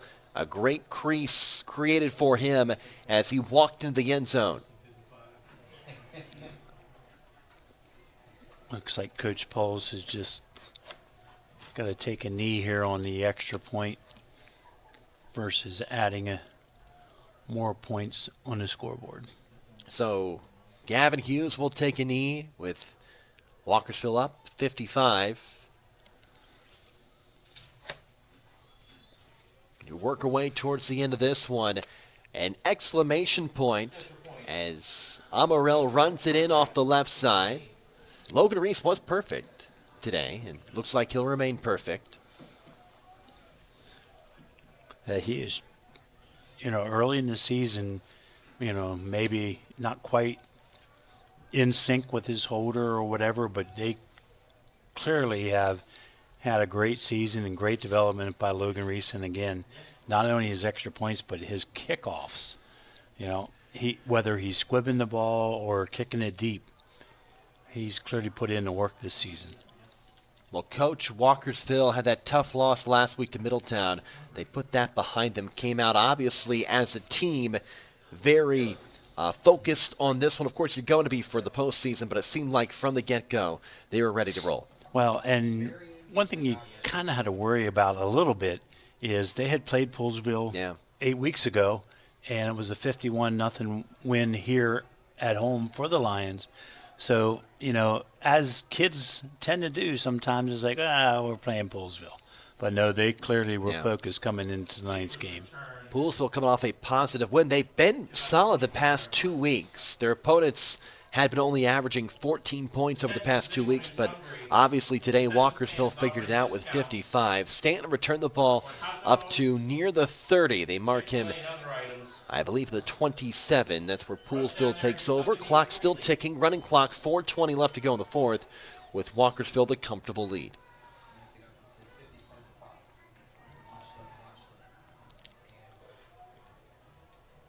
Poolesville playing some reserves also now on the offensive line. They still have Schefter in at quarterback. The listed as running back playing wild card. He's lined up at the 20, takes a snap, quick pass off the screen. It goes to Stanton, and Stanton is met at the line of scrimmage and tackled after no gain. And again, the defense for Walkersville, they've just been ready for everything today, so in sync as they were ready for that screen pass to Stanton. Yeah, and this is the reserves on the defensive side of the ball now for Walkersville, and they're flying around to the football just like the starters were.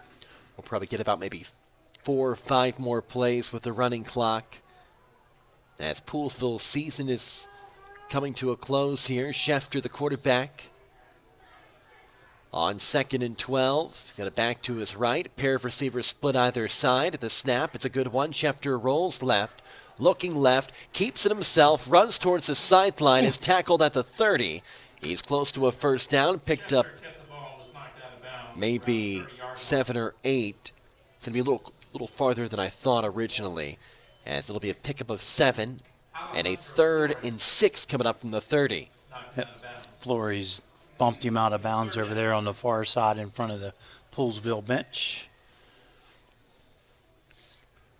So Schefter keeping it himself. The Poolesville young team, they have just 3 or 4 seniors in their rotation. They only play about 16 players. There's some good talent. We've seen it today that are coming up. Going to be seniors and juniors next year. A chance for Coach Tupa in his 2nd season to retool things and come back strong next year. Schefter is one player who will be missed. A bulk of their offense, the quarterback, lobs it down the field. He's got his man at Stanton, who makes a catch at the 40, and then he dropped it. It looked like Stanton had it, made a turn, and that's just kind of the night it's been for Poolesville. Yeah, you're exactly right, Ryan. That pretty much sums it up. I believe if Stanton just looks that one in and tucks it away and takes off with his speed, he might have had himself a nice long touchdown reception. A tough break for Poolesville as they wind down their season. Walkersville, on the other hand, they're looking at Damascus next week. A chance for them to make their way through the 2A postseason. They play like they did tonight. You got to like their chances. Yeah, and I think it's the first time Walkersville has met Damascus since 2017 in that infamous playoff game. For those of you that follow the Lions over the years, Schefter scoops up a fumble, pushes forward to the 35. He is close to a first down. We'll see if the officials give it to him. I think he's 2 yards shy. Yeah, need to reach the 37, and they mark him at the 35. So a turnover on downs.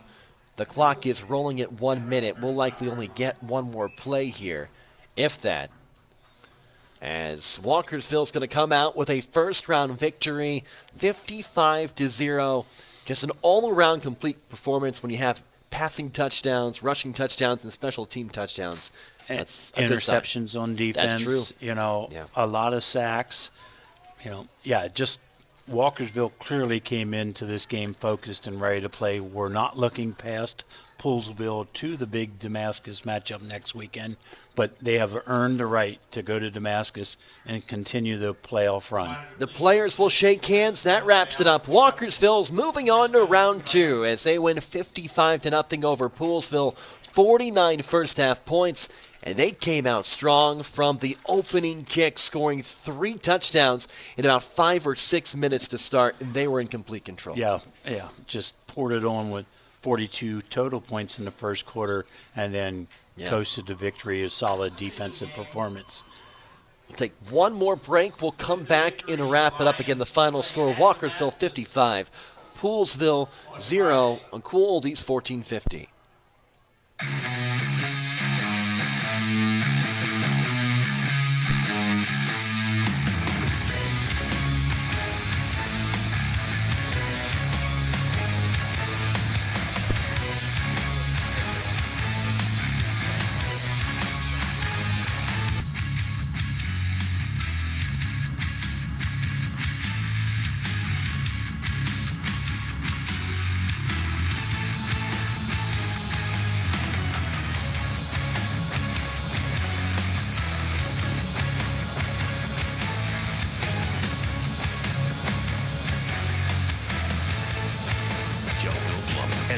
Service LLC is conveniently located at 108 North Carroll Street in Thurmont with over 40 years of experience in the plumbing industry, celebrating its 10th year serving our community, specializing in all phases of plumbing, including septic installation and repair. The favorite part of our job is meeting new people and knowing that we helped. Kelco Plumbing prides itself on a job well done with pricing that won't flood your budget. Burst pipes, water damage, clogged drains, replacement, remodel, or upgrades. Kelco Plumbing services most major fixtures, faucets, water heaters, sump pumps, and well pumps and pressure tanks. Kelco Plumbing is certified and licensed in Maryland and Pennsylvania. Call them today at 301-788-9791. That's 301-788-9791. Emergencies or planned repairs, Kelco Plumbing will go out of their way to explain exactly what needs to be done in simple, easy to understand solutions. When a plumber's work is done, well, everyone is happy. Remember, a good flush beats a full house every time. Kelco Plumbing is a proud sponsor of high school sports on the radio.